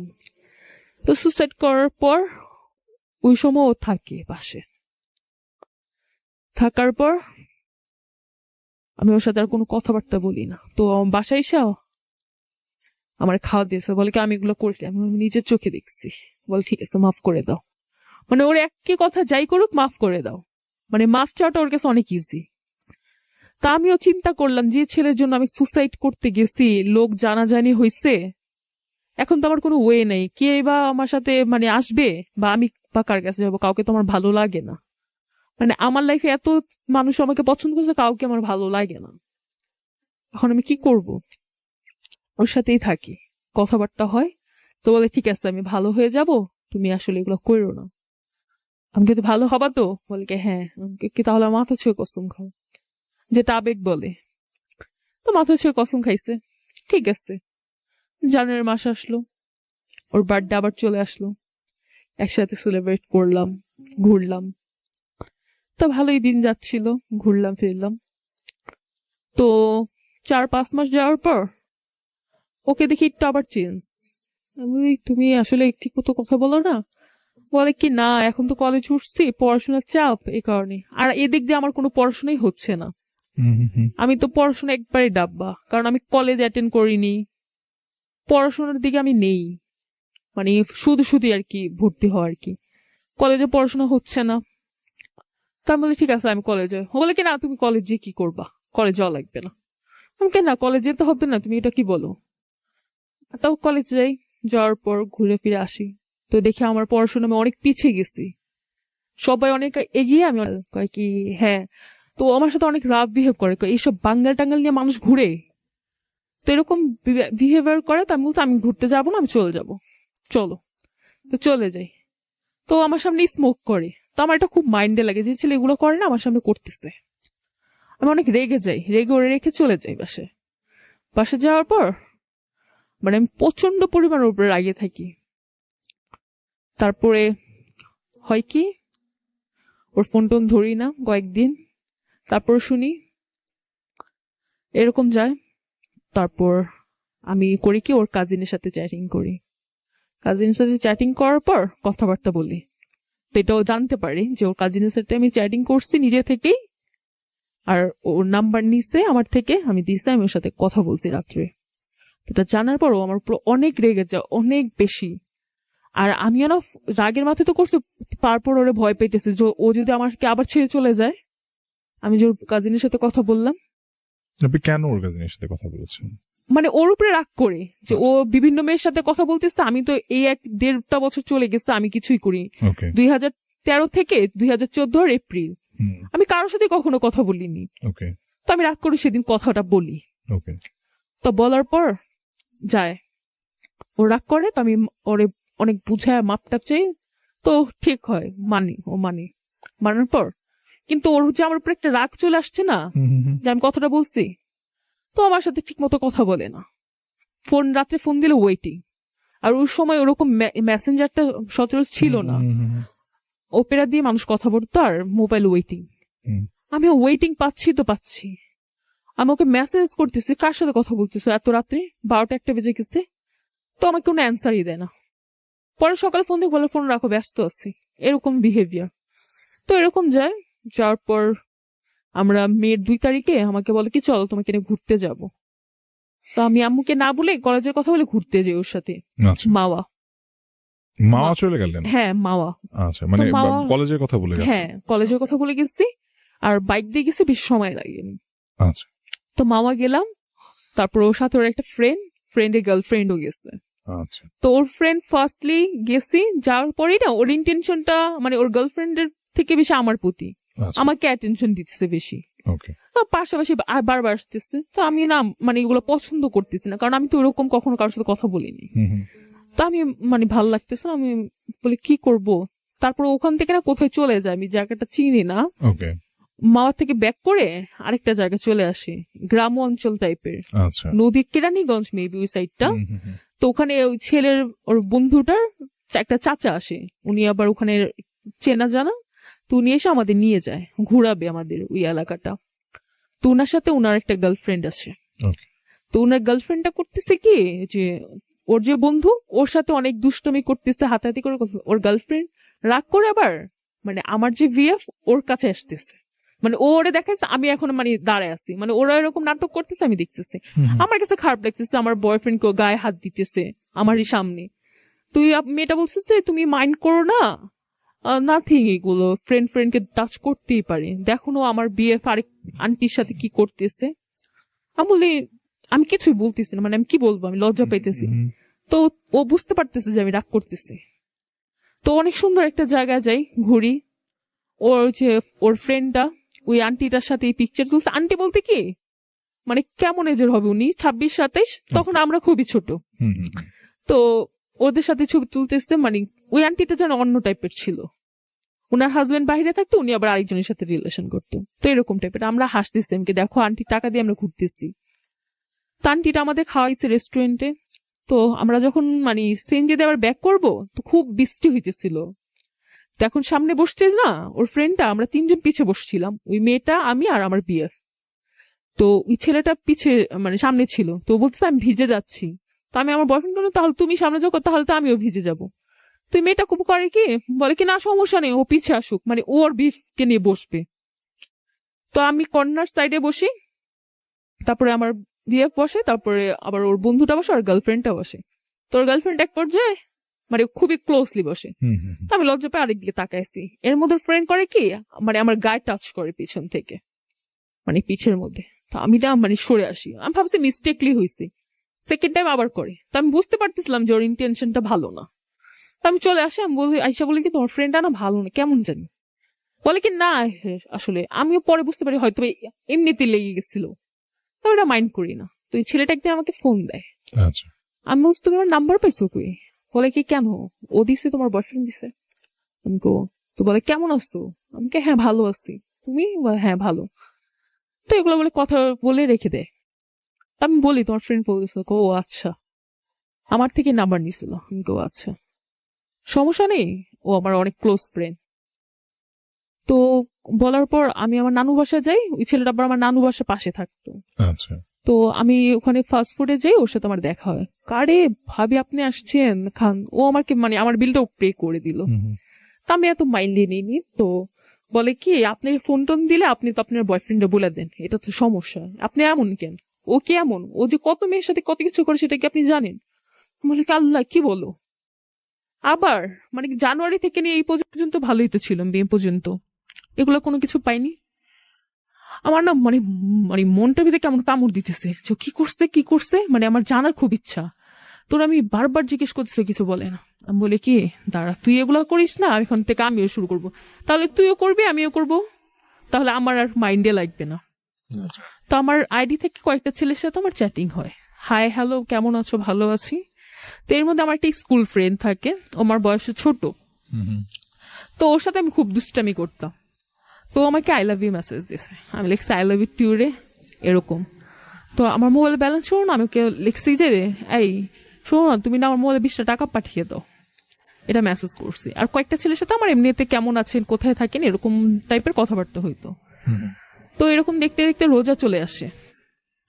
আর আমি ওকে জিজ্ঞেস করি, মানে আমার মনে তো সন্দেহ জায়গায় আছে যে নিশ্চয়ই কিছু করে, ওর ফ্রেন্ড যেহেতু বলছে, ওর ফ্রেন্ডকে তো অবশ্যই শেয়ার করে। তো ওর ফ্রেন্ড দিয়ে বলতে হচ্ছে তুমি ভাবতেছো যে ও দোকানে আছে, ওর বাবার যে দোকান ছিল ওখানে বসতো, ওর বাবা বিজনেসম্যান। ও তুমি তো ভাবতেছো দোকানে আছে, ওই তো মেয়ে নিয়ে ঘুরছে। আমি কি বলো মেয়ে নিয়ে ঘুরছে, কারি নিয়ে ঘুরছে, আমি একটু বলো না। বলে কি না তুমি চিনবা না, এখানে আমাদের এলাকার একটা মেয়ে আছে, ওর সাথে ওর সম্পর্ক। কি বলো? তা আমি না এখন আর ওরে জিদ করে জিজ্ঞেসও করি না, আমি আমার মতো থাকতেছি। তারপরে রোজা চলে আসে। রোজার মধ্যে ওরা আমি বলি সত্যি করা বলো তো, তুমি তো রোজা রাখছো, তুমি করো। বলে কিনা আমি এমন কিছুই করি না, যা করছে আগে করছে, এখন আর করি না। তো আমি না বলি কি সত্যি? বলে কি হ্যাঁ। তো আমার আম্মু রোজার ব্যাংকে যায় টাকা উঠানোর জন্য, আমার মোবাইলটা অফ পায়। তো অনেকবার কল দেওয়ার পর আমার নাম্বারটা অফ পাওয়ার কারণে ওকে ফোন দেয়, কারণ পাশে পাশে ওর থাকতো। যা বলে ওরে ফোন দেওয়া, বলে কি যে তুমি একটু যা বলো মেঘলাকে যেন ও রেস্টুরেন্টে এসে আমার সাথে ইফতারে জয়েন করে, আমি ওকে ফোনে পাচ্ছি না। তো আমার বাসায় এসে বলে কি তোমার আম্মু তোমাকে রেস্টুরেন্ট যাইতে বলছে, এই রেস্টুরেন্টে তুমি যাও। আমি বললাম ওকে তুমি বসো, আমি চেঞ্জ করে আসি। তো আমি ওয়াশরুমে চেঞ্জ করতে যাই, এর মধ্যে ও আমার মোবাইলে প্যাটার্নটা খুলে ফেলে। খুলে আমার মেসেজগুলো চেক করে। করার পর আমি যখন রুমে আসি, ও আমাকে অনেক জোরে একটা থাপ্পড় মারে, এত জোরে থাপ্পড় মারে আমি খাড় থেকে পড়ে যাই। এই ফার্স্ট আমার গায়ে হাত তুলে, মানে আমি অবাক, কি বলছো মানে ও আমার চুলে ধরে আমাকে হ্যাঁচড়াইতেছে, মারতেছে। তো মানে বাসায় তো কেউ নেই, এর মধ্যে সুযোগটা পেয়েছে, আমাকে অনেক মারলো। তো একটা মানুষ তো বাঁচার জন্য ধাক্কা ধাক্কি করে, মানে আমি বাঁচার জন্য যতটুকু ওকে ধাক্কা দিতেছি আমি ওর সাথে পারতেছি না। ও আমাকে অনেক মারে, মানে যা বলার বাইরে। এর মধ্যে কাজ ভেঙে যায়, কাজ ভেঙে আমার পায়ে ঢুকে যায় একটা, তারপর আমার পা দিয়ে রক্ত বের হচ্ছে। ও আমাকে দেখতেছে না, ও আমাকে মারতেছে তো মারতেছে। এর মধ্যে আমার আম্মুকে ফোন দেওয়া বলে আপনার মেয়ের মতো নষ্ট মেয়ে আর নাই। মানে ও মেসেজ গুলো দেখে ফেলে যে আমি আই লাভ ইউ বলেছি, এগুলোর কারণে। তো আমার আম্মু আসার পর আমি আম্মুকে বলি যে আম্মু দেখো ওর ফ্রেন্ড এরকম এরকম বলছিল, যার কারণে আমি এগুলো করছি আম্মু। হ্যাঁ আমি করছি, আমি স্বীকার করি আমি করছি, আমি এগুলো করছি আম্মু, দেখো এই অবস্থা। তো আমার মার সামনেও আমার গায়ে হাত তুলছে। আমার আম্মু বলছে তোমার সাহস তো কম, তুমি আমার সামনে মেয়ের গায়ে হাত তুলছো, আপনি মেরে তো মাইরা ফেলবো আমি। ওরা যাই না মাইরা হইলো আমি পুলিশের কাছে যাবো, সমস্যা নেই, কিন্তু নিচের হাতে মাইরা ফেলবো। এগুলো বলে তারপর ওর আম্মি আসে। ওর আম্মি আইসা আমার হাত পা মেসেজ করতে থাকে, মানে অবস্থা তো খুবই খারাপ। আমার চোখ কালো হয়ে গেছে, ফেস পুরো নীল, আর গায়ের জায়গা জায়গা যে আমাকে যে ধাক্কা ধাক্কি করছে মারছে পুরো গা নীল হয়ে গেছে। তো আমার অবস্থা খুবই খারাপ, আর পা দিয়ে এত রক্ত পড়তেছে। ওর আম্মু আমাকে হাতটার মেসেজ করে দিচ্ছে। এর মধ্যে ওর মারে ওই বলে কি যে এখন বলবো যে ওরা নেশা বিক্রি করে, এগুলা বলে পুলিশে ধরা দিব, নষ্ট মেয়ে নেশা বিক্রি করে এগুলা বলে পুলিশে ধরা দিব, এগুলো বলে বাইরে চলে যায়। আর আমার ফোন দেওয়া বলে যে তোর মতো কতগুলারে আমার আশেপাশে আসছে, তুই কি মনে করছিস তোর আমি ভালোবাসি? মোটেও না, যা যার সাথে গেছিস যা। এর মধ্যে ওর আম্মি আসে যখন, আমি ছেলের ফোন দিই, আমি কি তুমি না আমাকে এগুলা বলছো যে ওর আরেক মেয়ের সাথে সম্পর্ক? আর আমি কি বলি দেখেন আন্টি, ওর তো আরেক মেয়ের সাথে সম্পর্ক, আপনি আমার সাথে বিয়ে ঠিক করছেন, তো আমার লাভটা কি? ও তো ঠিক নেই, আপনি ওকে কিছু বলেন। ওর আমি না ভালো বলে না মন্দও বলে না, কিছুই বলে না, চুপ করে আসছে। তো আমার কি এরকম মারার পর তো চলে যায়।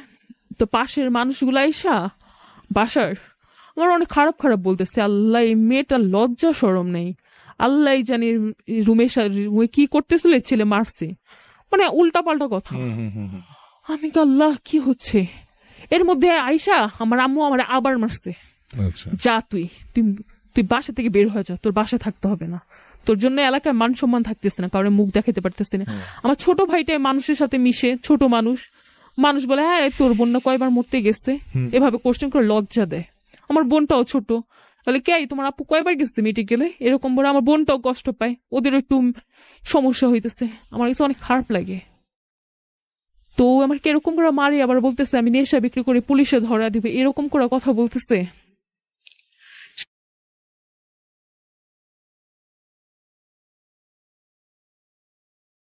সব তো জীবন হয়ে গেছে।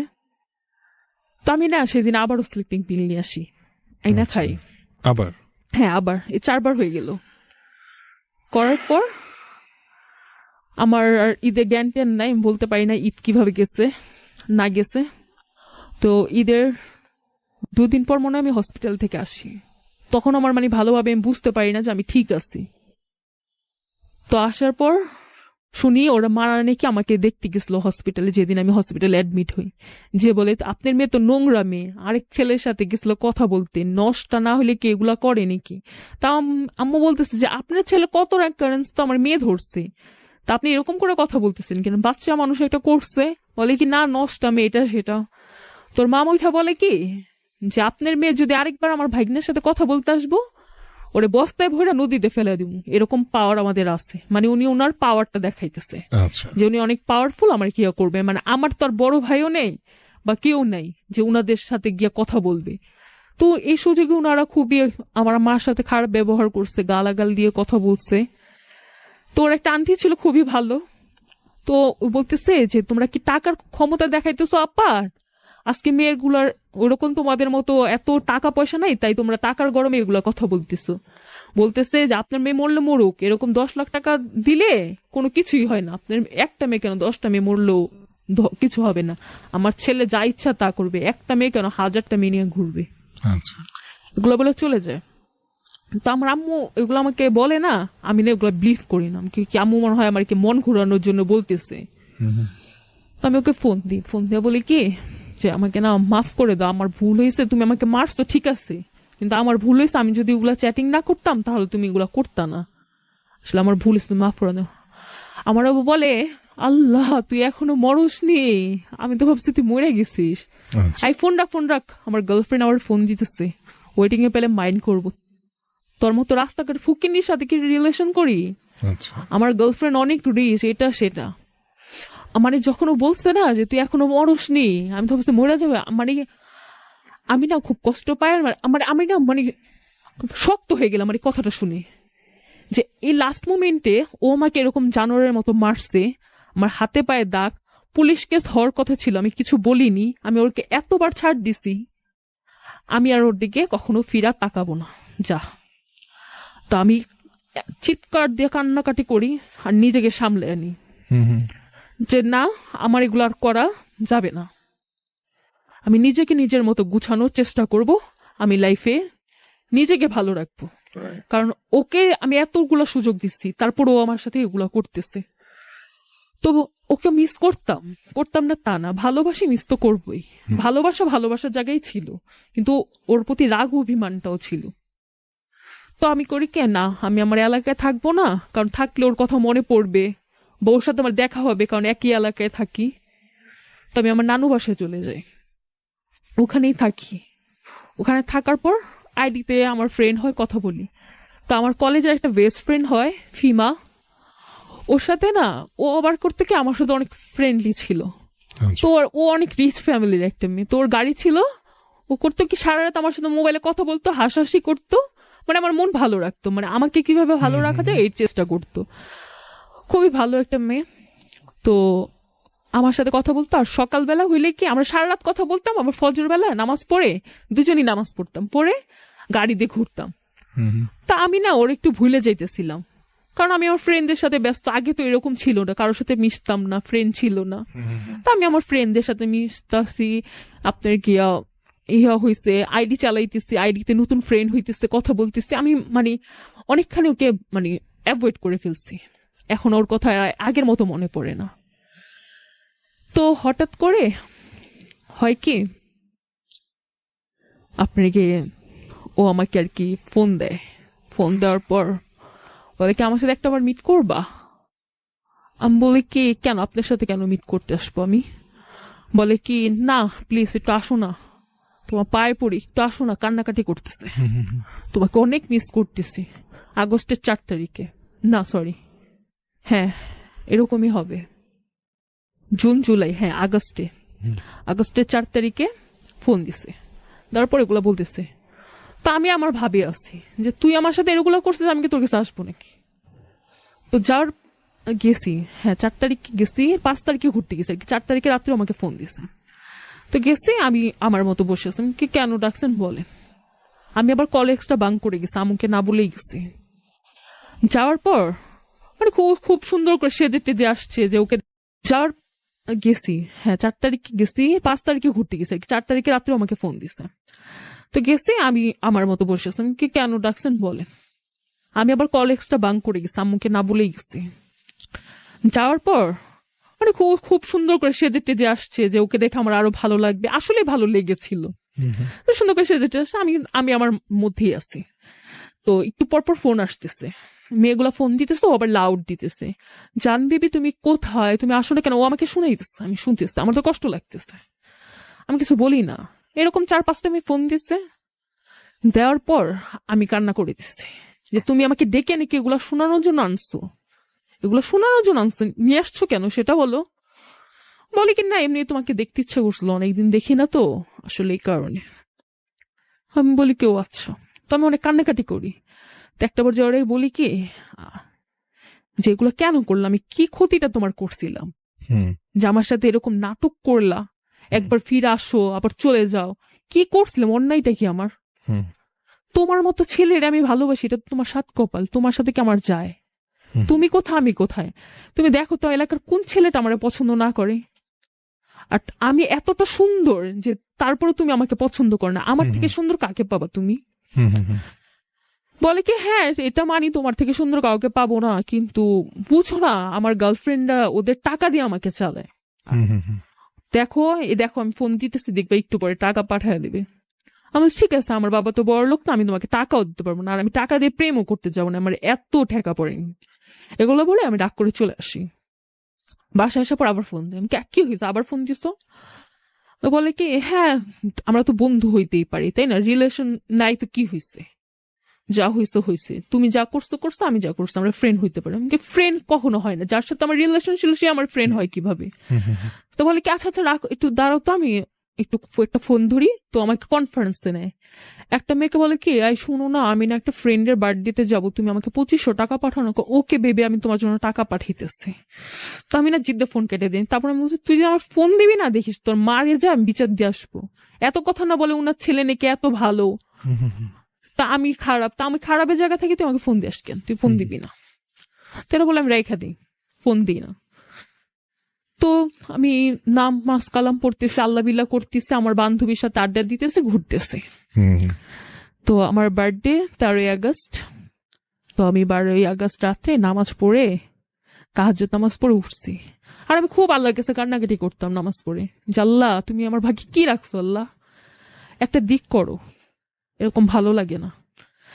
তো বার্থডে উঠা, নামাজটা পড়ে উঠা ফেসবুকে ঢুকছি, দেখি ও আমাকে ছবি পাঠিয়েছে একটা মেয়ের সাথে, মানে মেয়েটাকে হাত করে রাখছে এরকম। মানে আমার বার্থডে গিফটটা যে এত মানে বাজে হবে আমি বুঝতে পারিনি। মানে ও আমাকে একটা বার্থডে গিফট দিচ্ছে আমার। অনেক কষ্ট পাই বার্থডের দিন, সারাটা দিন মন খারাপ যায়। বের হই ফ্রেন্ডদের সাথে, বার্থডে সেলিব্রেট করি, চলে আসি। তারপর ওর সাথে আমি আর কোনো কন্ট্যাক্ট করি না, ফোন দিলেও আমি রিসিভ করি না, মানে আমি ওর সাথে কথা বলবো না। তো সেপ্টেম্বর মাসে আমার একটা ছেলের সাথে মানে বিয়ে ঠিক হয়। তো সেপ্টেম্বর 10 তারিখে আমার এঙ্গেজমেন্ট। তো আমাকে 9 তারিখে রাত্রে ফোন দিচ্ছে, বৃহস্পতিবার। ফোন দিয়ে অনেক কান্নাকাটি করতেছে, যে তুমি কি কাজটা করতেছো, তুমি আমাকে রেখে বিয়ে করে ফেলতেছো, এটা তুমি বিশ্বাস করতে পারি না। যে মেয়ে আমার জন্য 4টা বার মরতে গেছে, সে কি কাজ করতে পারে? আমাকে মানুষ অনেক কিছুই করতে পারে, মানুষ পারে না এমন কিছুই নেই। বলে কি, না তুমি এটা করতে পারো না, তুমি এটা করবা না। আমাকে তুমি বললেই হবে, আমি করবো না। তুমি যখন আমাকে ফেলে চলে গেছো, আমি যখন মরতে গেছি, একটা বার খবর নাওনি, তখন কে ভাবছো? আর তুমি আমার উপরে কোন অত্যাচারটা করনি, কোন অত্যাচারটা করনি সেটা তুমি আমাকে বলো। তুমি আমার গায়ে হাত তুলছো, আমি তোমার জন্য মরতে গেছি, তুমি অন্য মেয়েদের সাথে অ্যাফেয়ার করছো, সবই তো করছো। বলে কি, না তুমি করবা না। অনেক কান্নাকাটি করে, আমি অনেক কান্নাকাটি করি, যে আসলে আমি তোমার ভালোবাসাটাই আমার ভুল ছিল, আর তোমার জন্য যে সুসাইড করতে গেছে এটা আমার সবচাইতে বড় ভুল ছিল। ওগুলো যদি না করতাম, আজকে সমাজের মানুষের কাছে আমার এতটা ছিছি পাইতে হইতো না। আর সমাজের মানুষগুলো সবসময় একটা ছেলে মানুষকে সাপোর্ট দেয়, যে ছেলে যা করে করছে, কোনো সমস্যা নেই, কিন্তু একটা মেয়ে করলেই কেন করছে, মেয়ে মানুষ এই কাজটা করতে পারছে, ছেলে মানুষ 10টা কাজ করে আসতে পারে, মেয়ে পারে না, এরকম টাইপের। তো কান্নাকাটি করে, তো আমার বলে কি, যে তুমি করবা না, তুমি পাসপোর্ট করো, তোমার আমি বাইরে চলে যাবো। আমি তুমি কি বললে কি হবে নাকি? বলতেছে যে না, তুমি বাসার থেকে চলে আসো, আমি তোমাকে অ্যাকসেপ্ট করবো। আমি না, আমি তো কখনো আসবো না। তারপরের দিন আমার এঙ্গেজমেন্ট হয়। ওই ছেলে বলতে, আসলে যখন আমি আবার লাস্ট সেটা সুসাইড করি না, তখন ডাক্তার আমাকে কাউন্সিলিং করতে বলে। তো আমার মানে শক্ত হয়ে কারণটাই ছিল কাউন্সিলিং। মানে আমাকে যে কাউন্সিলিং করতো, ওই আপুটা খুবই ভালো ছিল। মানে উনি আমাকে এত ভালোভাবে কাউন্সিলিং করতো, যার কারণে আসলে আমার এতটা দিক ভালো হয়েছে কি, আমি আজকে প্রায় 1.5 বছর আমাকে কাউন্সিলিং করানো হয়। তো ফার্স্টলি আমি আপুটার সাথে সময় দিই সপ্তাহে 4 দিন। তো আপুটা আমাকে প্রতিদিন সপ্তাহে 2 ঘন্টা করে 4 দিন সময় দিত। তো আপুটা আমাকে সুন্দর করে বুঝাইতো। তো আপুটার কথা শুনে আমি আসলে নিজেকে বুঝতে পারি যে আসলে আমি যেগুলো করেছি ভুল করেছি, আপুটার কথা শুনে আসলে বেসিক্যালি। তারপর আমার এঙ্গেজমেন্টটা হওয়ার পর ও আমাকে ফোন দিয়ে কান্নাকাটি করতেছে, প্লিজ তুমি রিংটা ফেলে দাও, প্লিজ তুমি রিংটা ফেলে দাও। তো আমি কেন ফেলবো? বলে কি, না তোমার ফেলতে হবে। তো বলতেছে, ঠিক আছে, তুমি তো আমার সাথে এতদিন রিলেশন করছো, আমার জন্য এত কিছু করছো, আমার সাথে কি লাস্ট একটা দেখা করতে পারবা? আমি বলি কি, হ্যাঁ দেখা করতে পারবো না কেন, আমার বিয়ের কার্ড কি তোমাকে দেবো না? অবশ্যই আমি তোমার সাথে দেখা করবো, বিয়ের কার্ডও তোমাকে দেবো ইনশাল্লাহ।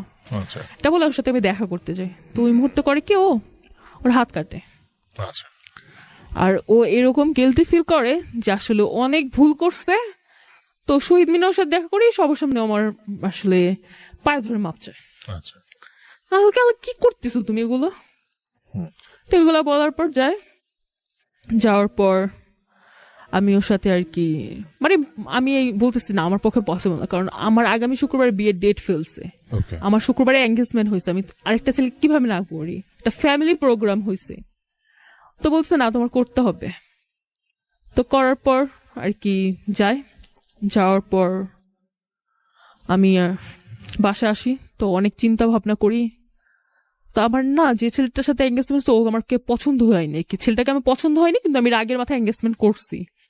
তো আমি পরে ভাবলাম যে ছেলেটার সাথে আমি ভালো থাকতে পারবো না, তো আমি এঙ্গেজমেন্টটা নিজে ওর জন্য ব্রেক করার পর কিভাবে ব্রেক করলেন? আমি আব্বুকে এসে বলি যাবো আমি না বিয়েটা করবো না। তা আব্বু বলছে আগামী শুক্রবার আমরা ডেট ফেলতেছি, তুমি এখন বলছো আমি বিয়ে করবো না। আমি আব্বুর পায়ে ধরে অনেক কান্নাকাটি করি যে না আব্বু আমার ধারা পসিবল না, আমি পারবো না।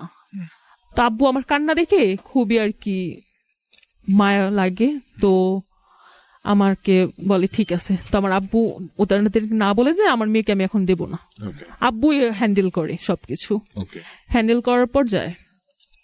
তো ও আর কি আসে বাসায়, আমার আম্মুর সাথে কথা বলে, বলে আন্টি আমার ভুল হয়ে গেছে মাফ করে দেন। তো মাফ করে দেন এগুলো বলেন, তো ভালো সুন্দর আমার সাথে থাকে। তা আমি তখন না মানে ও আমার কাছে ফিরে আসছে না, আমি অনেক রাগ দেখাইতাম ওর সাথে, প্রচুর রাগ কিছু হইলেই।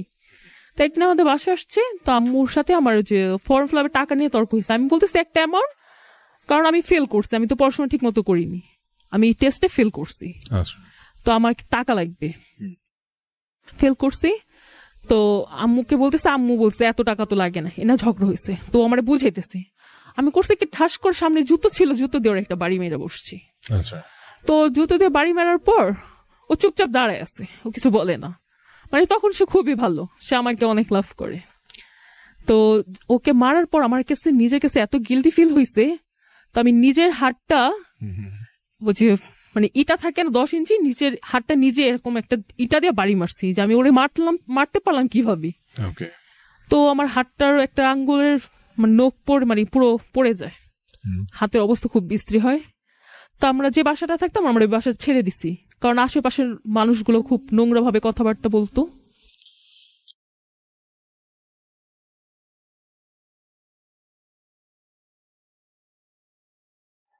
কথাবার্তা হয়, ও খুব ভালো ছেলের মতোই থাকে, আমার খুব টেক কেয়ার করে, কারণ সে আমাকে হারানোর ভয়টা বুঝতে পারছে যে আমি এঙ্গেজমেন্ট করে ওকে রেখে চলে যাব, তখন সে খুবই ভালো হয়ে যায়। তার পাস্টে যা করছে কোনো কিছুই সে করে না।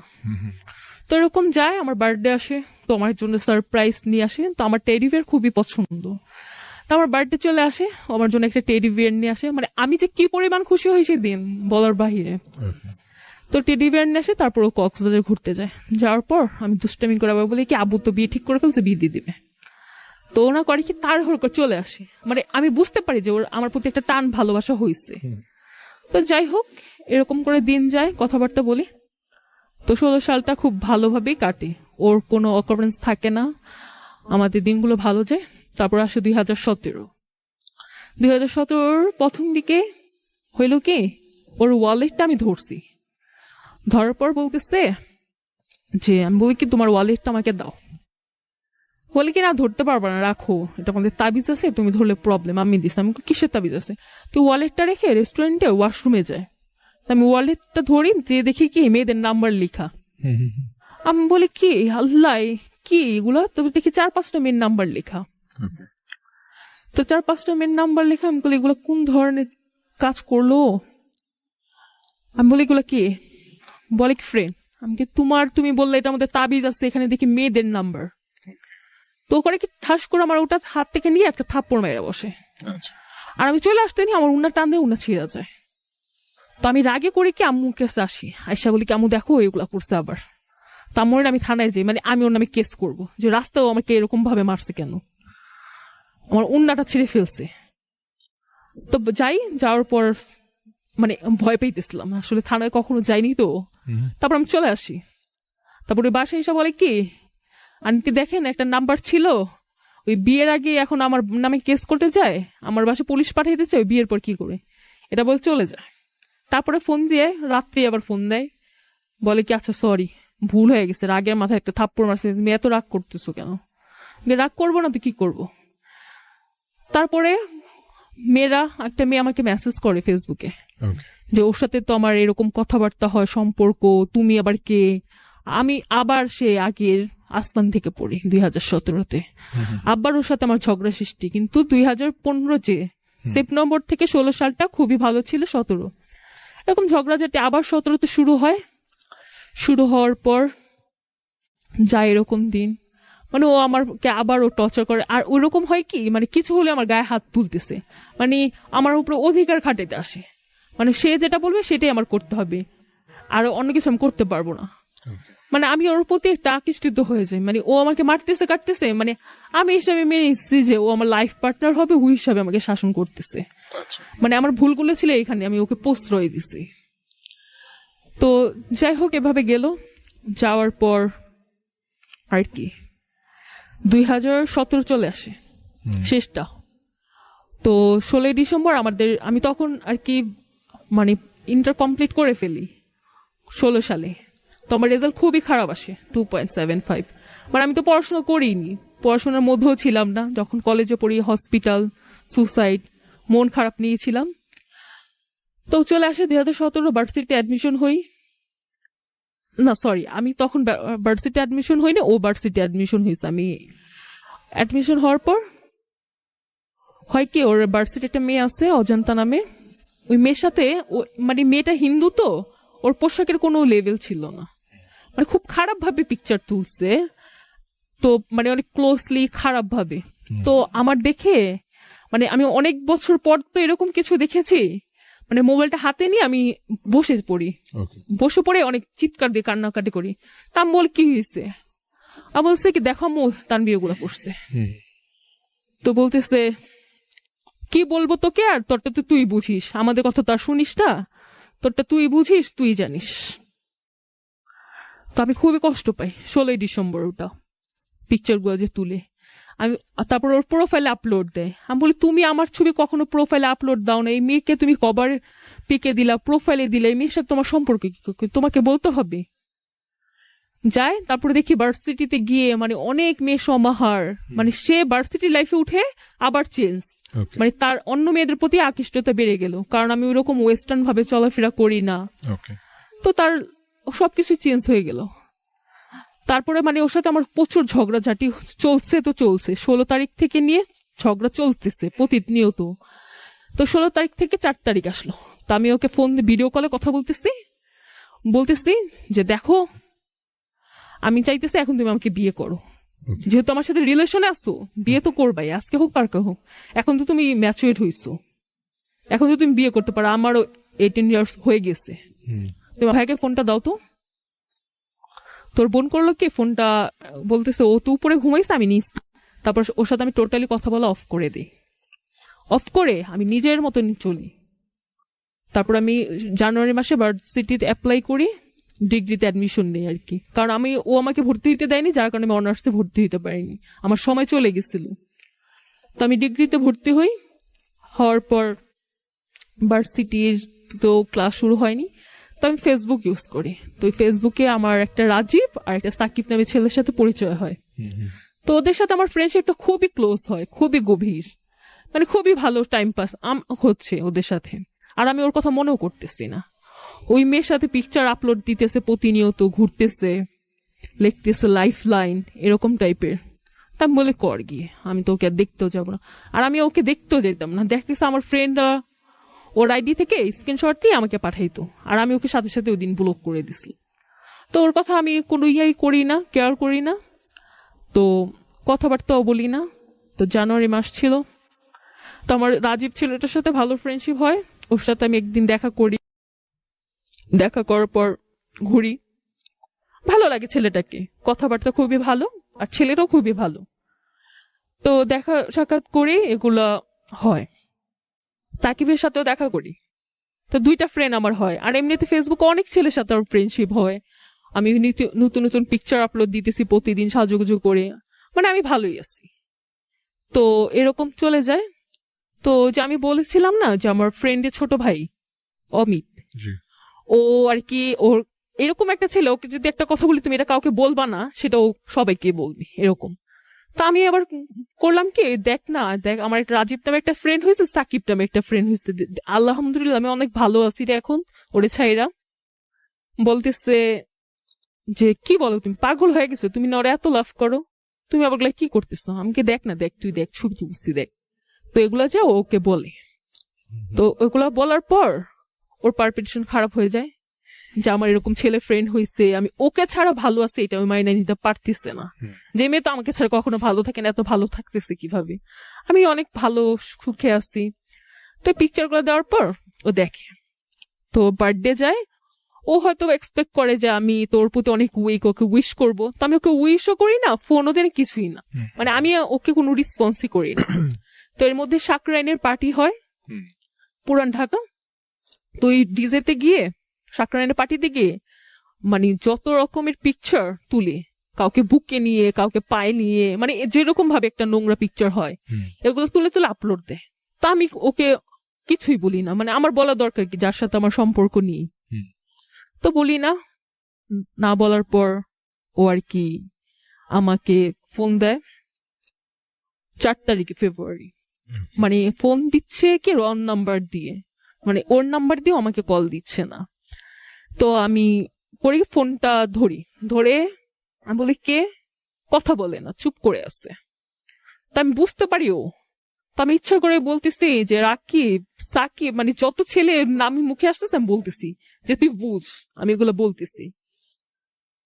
তো বলে কি যে কালকে তোমার সাথে আমি দেখা করবো, একই কথা সেম। আমি বলি কি ফোন রাখ, এটা বলে ফোন রেখে দিই। ফোন রাখার পর ও আমার সাথে আর কি বারবার ফোন দিতেছি, তো দিতেছে, আর আমি ফোন কাটতেছি, আমি মজা পাইতেছি। আমি বলি থাক তুই, মানে আমার ইচ্ছে এবার তোরে শিক্ষা দেব। তো ফোন কাটতেছি, বলে প্লিজ দেখা করো, প্লিজ দেখা করো। আমি ঠিক আছে, তোর এত রিকোয়েস্ট করতে হবে না, তুই দেখ।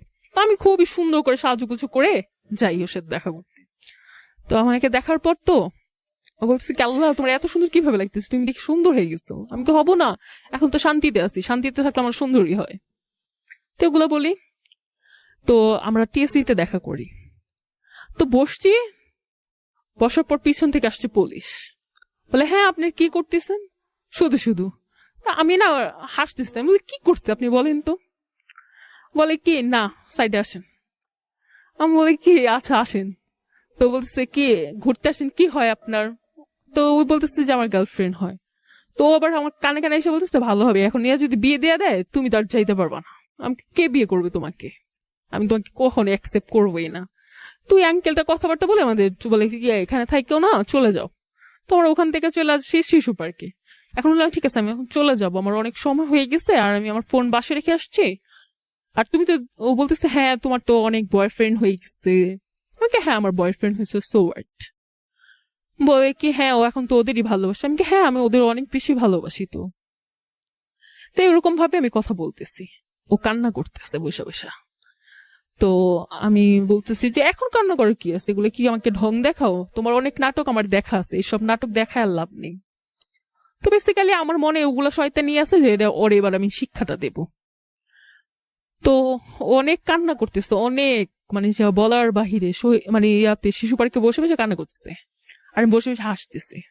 আমাকে যেতে দাও, আমার বয়ফ্রেন্ড গুলো অনেক টেনশন করবে যে আমি কোথায় আছি, সারাদিন ফোনটা আমার কাছে নেই। বলে কি প্লিজ তুমি আমার সাথে এরকম করো না, আমি তো মরে যাব, আমি তো এটা মানতে পারবো না, এই কষ্টটা আমার মাইনা নেওয়া পসিবল না। আমি বলি আমি অনেক কষ্ট করছি, অনেক ভালোবাসি তোমাকে, তোমার কাছেও কাজ ছিলাম, তুমি কি নিছিলা আমারে, তুমি তো নাওনি। আমি তোমাকে ফেসবুকে পাসওয়ার্ড দিতে বলছি, তোমার কাছে ফেসবুকটাই বড় হয়ে গেছে, আমার জীবনটা না।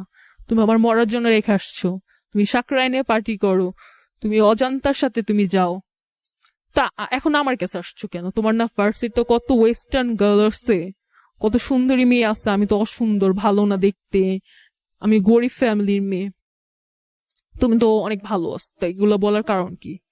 বলে কি প্লিজ তুমি আমার সাথে এরকম করো না। তুই করে কি আমার ফ্রেন্ড গুলারে ফোন দেয়, আমার আইডি থেকে ওদের আইডিটা নিয়ে নামগুলো জানার পর ওদের ফোন দিয়ে গালাগালি করে। তো আমার ফ্রেন্ড বলে কি ওর সাথে না তুমি ওরে না ছাইড়া দিছো, আবার ও আমার গালাগালি করতেছে কেন? আমি বলি কি ছেলে পাগলে, কথা শুই না, ওরে ব্লক মারো। তো রাজীব ফ্রেন্ডটা হয়, ওদের একটা গ্রুপ থাকে, গ্রুপে অনেকজন থাকে, সিনথিয়া আপি থাকে, মিথিলা আপি, করবি আপি, তো সবাই সাথে আমার পরিচয় করিয়ে দেয়। তো আমরা একটা গ্রুপের মতো ঘোরাফেরা করতাম, ভালোই লাগতো।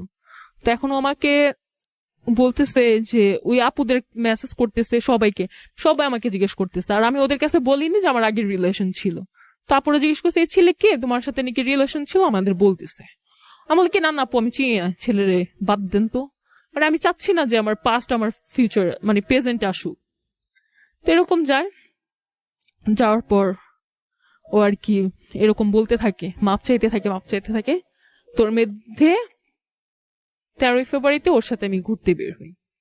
মানে আমার মনে কিন্তু ওরকমই আছে যে ওর শিক্ষা দেবো, ঘুরতে বের হই। বের হওয়ার পর ভালো ঘোরাফেরা করি, 14 ফেব্রুয়ারি তো ঘুরি। তো 15 ফেব্রুয়ারি ওর নানা মারা যায়। তো আমাকে বলে কি যে তুমি আসো আমার নানাকে দেখতে। তো আমার নানা মারা গেছে, আমি গেছি। যার পর ওর আম্মুরা যে আমার সাথে যেগুলো আর কি খারাপ বিহেভ করছিল হসপিটালে, তো এগুলো ওর আর মানে কিছু বলে না। মানে আমার কাছে একটু লজ্জা লাগে যে ওনাদের সাথে আমার কমিউনিকেশন আর নেই এখান থেকে। ওর পরে যে ওর সাথে আমার কথাবার্তা হয়েছে, ওর আমি আর আসেনি কখনো। যে হসপিটালে গেলাম লাস্ট রোজায়, তখনই কথাবার্তা হয়েছে, আর কখনো কথা হয়নি। তো আমার যাইতে একটু লজ্জা লাগতেছিল, ভয় লাগতেছিল যে কিছু যদি বলে। তো যাওয়ার পর কিছু বলে না, তো বলতেছে তুমি আসছো বসো। তো বসি, কথাবার্তা বলি। তো সেদিন চলে আসি আর কি রাত্রের বেলা। তোর নানুরাও আমাদের এখানে এলাকায় থাকে, চলে আসি। তো ওর মামি আমাকে 3 দিনের দাওয়াতের জন্য ফোন দিয়ে দাওয়াত দেয়। তো আমি ওকে বলতেছি আমি কি যাবো, বলে কি হ্যাঁ আসো না। তো আমি 3 দিনের দাওয়াতে যাই। সবাই, ওর ছোট বোন খুবই ভালো বিহেভিয়ার করে, সবাই আর কি মানে মানে অনেক আদর করে কথা বলতেছে, ওর আন্টিরা। তো একটা কমিউনিকেশন ওদের সাথে হওয়ার পর এরকম যায়। তো তানভীরও খুব ভালোভাবে থাকে। তো আমাকে বলতেছে তোমার আইডি আমি চেক করবো। আমি শিওর, নাও চেক করো। তো নানা মারা যাওয়াতে ওর আম্মুরা ভালো বিহেভিয়ার করতে ওর একটা সিম্পাতি আসে আমার, যে থাক সবাই তো সবার ভুলটা বুঝতে পারছে, আর আমি তোর সাথেই থাকতে চাই, এটাই তো আমার ইচ্ছা ছিল, ওকে বিয়ে করার, এটাই স্বপ্ন। তোর সাথে কথাবার্তা বলার পর ও বলতেছে দেখছো আমি তোমার কত আদর করে, সেটা আমাকে হ্যাঁ দেখলাম। তো আন্টি তো আমাকে কিছু বললো না, আদরই করলো, কথাবার্তা বললো। আমি তো ভয় পেয়েছিলাম যে আমাকে তাড়ায়া দেবে বা কিছু একটা বলবে। তো এরকম কথাবার্তা বলি। তারপর ওর সাথে আমার হয় কি আমি ওকে বিয়ের চাপটা দিই, যেহেতু এখন তুমিও বড় হয়েছো আমিও বড় হয়েছো, এখন তো আমাদের বিয়ে করা উচিত, তোমার আম্মিকে বলো আমাদের বাসা আসতে, সম্পর্ক নিয়ে তারপরে বিয়ে করি। বলে হ্যাঁ করবো, সমস্যা নেই করবো। তো আমি বলি তোমার আম্মিকে বলো, তোমার আম্মি তো আমার থেকে 5 বছর সময় চেয়েছিল, 2018 চলে আসছে, 14 সময় নিয়েছিল, প্রায় 5 বছর হয়ে আসে। বলে কি হ্যাঁ নিব তো, সমস্যা নেই আসো। তো এরকম যায়, কথাবার্তা বলি। তো বলে যে ও কোনো কিছু করবে না, আগে যা হয়েছে। তো মেয়েগুলো ছবি যেগুলো ছিল ওর আইডিতে ডিলিট করে দেয়, আমার পিকচার গুলো আপলোড দেয়। তো দেখাইতেছে যে আসলে আমি যা করছি, কারণ একটা ফেসবুক পেজটা এরকম যে কারোর সাথে কারোর সম্পর্ক আছে কিনা জানা যায় মেনলি, আর যদি হাইড করে রাখে তো তার জানা যায় না কার সাথে সম্পর্ক আছে। আর একসাথে 10 জন মানুষের তো চ্যাটিং করা যায়। তো আমাকে বলে যে তুমি প্রমিস করো ছেলেদের সাথে আর কথাবার্তা বলবা না। আমি কি ঠিক আছে আমি বলবো না কথা। তো আমি ছেলেগুলোকেও অ্যাভয়েড করি। আমি যে দেখো আগে তো আমার ব্রেকআপ ছিল, তাই আমি তোমাদের সাথে কথা বলছি, ফ্রেন্ডশিপ ছিল, আমার এখন আমার বয়ফ্রেন্ড পছন্দ করতেছে না, আমি কথা বলতে পারবো না। তো বলতেছে যে দেখো আবারও তুমি ঠকবা, এত জনম ঠইক আসছো না, আবারও ঠকবো, তুমি আবার ভুল করতেছো মেঘলা, তুমি এর কাজটা করো না, ওর সাথে প্যাচ আপ করো না। তা আমি তো ওরে ভালোবাসি, এখন আমি কি আর কারো কথা শুনি? আমি বলে না তুমি এটা কেমন কথা বলতেছো। বলে কি তুমি ভুল করতেছো, আমি বারবার তোমাকে বলতেছি তুমি আমার কথাটা শুনো, আমি তোমার ভালো ফ্রেন্ড হিসেবেই তোমাকে সাজেস্ট করতেছি। আমি বলি কি না তুমি ফোন রাখো, তুমি আমাকে ফোন দিও না। তো ছেলে আমাকে আর ফোন টোন দেয় না, আমি ওই ছেলেদের সাথে কথাবার্তা বলি না। তো আমি তানভীরের সাথেই কথা বলি, ওর সাথেই থাকতেছি, পড়াশোনা করতেছি। আমি ভার্সিটি যাই, ও আমাকে সাথে করে নিয়ে যায়, সাথে করে নিয়ে আসে। মানে ও আমাকে কোনো স্পেস দিতেছে না আমার লাইফে কোনো ফ্রেন্ড হবে। আমার আইডি ও হ্যান্ডেল করতেছে, আসলে আমার আইডি দেখতেছে, আমার ফোন চেক করতেছে, দেখা গেছে আমার ফোন ও নিয়ে যাচ্ছে, মানে না বলে আজকে তোমার ফোনটা দাও তো 2 দিন রাখিয়া দিয়ে দেবো। মানে 4-5 ঘন্টা হঠাৎ করে একটা মানুষের পার্সোনাল ফোন নিয়ে গেলে যে কেউ কল দিতে পারে, এই হিসাবে আমার ফোনটা নিয়ে যেত, নিয়ে রেখে দিত। তো আমি দিয়ে দিতাম, আমার সমস্যা নেই, কারণ আমি তো কোনো কিছু করতেছি না। তো কথাবার্তা বলে, যায়। তো এরকম কয়েকটা দিন ভালো থাকে, তারপর দেখি কি পিকচার ডিলিট করে দিচ্ছে। আমি বলতে আমার আইডি থেকে পিকচার ডিলিট করছে কেন, কারণ আমার এই সমস্যা আছে, আমার আত্মীয় দেখলে কি বলবে। আমি কহ সাকনে যখন মেনে জড়া ছবি তুলছো তখন আত্মীয় স্বজন দেখেনি, এখন আমার ছবি আপলোড দিছো দেখে ফেলবে, মানে তার মানে কি আরেকজনের সাথে তোমার সম্পর্ক আছে? বলে কি না নেই, তো এরকম বলে। তো এরকম কথাবার্তা হইতে থাকে। তো ওর আম্মু ওদের বাসায় আমাকে ডাকে, যে কোনো ওকেশনে আমি যাই, মানে তাদের সাথে এখন আমার কমিউনিকেশনটা ভালো হয়। তো ওর বাসায় আমি যাই জুলাই মাসে, আবার 2018 জুলাইতে। ওর একটা কাজিন হয়, ছোট খালতো বোন হয়, ওকে দেখতে। তো আন্টির আমাকে খুব আদর করে, তো আমারও ভালো লাগে তাদেরকে, যে মানে ওনারা আমাকে আদর করতেছে, তার মানে তাদের তো কোনো একটা ইচ্ছা আছে যে তাদের বাসা আমাকে নেবেন, হয়তো আমাকে স্পেসটা দিত না। তো যাই, কথাবার্তা বলি, খুব আদর যত্ন করে। আর তানভীরও খুব ভালো হয়ে যায়, ও আসলে এরকম আর কোনো কিছু করে না। আর এখন ওর পাসওয়ার্ড থেকে শুরু করে এখন সবকিছু আমার কাছে, মানে এখন ওকে যা বলে ও শুনে, বা ও আমাকে যেটা বলতেছে আমি শুনতেছি। মানে এখন চাচ্ছি আমাদের সম্পর্কটা ভালো যাক। মানে আপনারা এখনো রিলেশনশিপে আছেন? হ্যাঁ, এখনো আছি। তো এই রিলেশনশিপটা তাদের ফ্যামিলি কিভাবে দিচ্ছে যে আপনাকে তারা মেনে নিয়েছে? হ্যাঁ। হোয়াট অ্যাবাউট দ্য বিয়ে শাদী, কি হলো সেটা নিয়ে? বিয়ে শাদী এখন ওর আম্মি আমাদের বাসায় এসে এখনো কথা বলেনি। আর ওর আম্মি আসলে কি মুখে কিছুই বলতেছে না, যে উনি আমাকে লাইক করে না তাও না, আর করে তাও না, মানে কোনো কমিটমেন্ট এখন আমাকে দেয়নি। ওকে। আর আপনি মানে এই যে সম্পর্কটার মধ্যে আছেন, মানে আপনার মানে মনে হচ্ছে যে উনি পাল্টে গেছেন? উনি আর হ্যাঁ, মানে সে তার ভুলগুলো বুঝতে পারেছে, যখন আমি ওকে ছেড়ে চলে গেছিলাম, যে বুঝতে পারছে যে আমি আসলে সব সময় একটা মানুষের জন্য পাগল থাকে না, মানুষ পরিবর্তনশীল। যখন দেখছে আমি ওকে ছেড়ে চলে যাচ্ছি, আমি ওকে ছেড়ে ভালো থাকতে পারবো, তখন সে ভুলগুলো বুঝতে পারে। এটা আপনার মনে হচ্ছে? হ্যাঁ, আমার যেটা মনে হচ্ছে। উনি কি করেন এখন?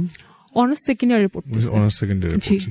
ঠিক আছে, আমরা মেঘলার সাথে এতক্ষণ ধরে কথা বলছিলাম, এবং আজকে আমার কাছে মনে হচ্ছিল যে আসলে আমি যাদের জন্য অনুষ্ঠান করি মূলত হচ্ছে স্টুডেন্টদের জন্য। আমি সবসময় বলি যে এফএম রেডিও সবাই শোনেন, বিভিন্ন বয়সের মানুষেরা শোনেন, বাট আমি গত 10 বছর ধরে এই এফএম রেডিওর সাথে কাজ করছি একেবারে কলেজ লাইফ থেকে আজকে অবধি, এবং আমার কাছে মনে হয়েছে সবচাইতে বেশি এটা স্পর্শ করে যারা হচ্ছে না স্টুডেন্ট, স্কুল কলেজে ইউনিভার্সিটির বন্ধুরা।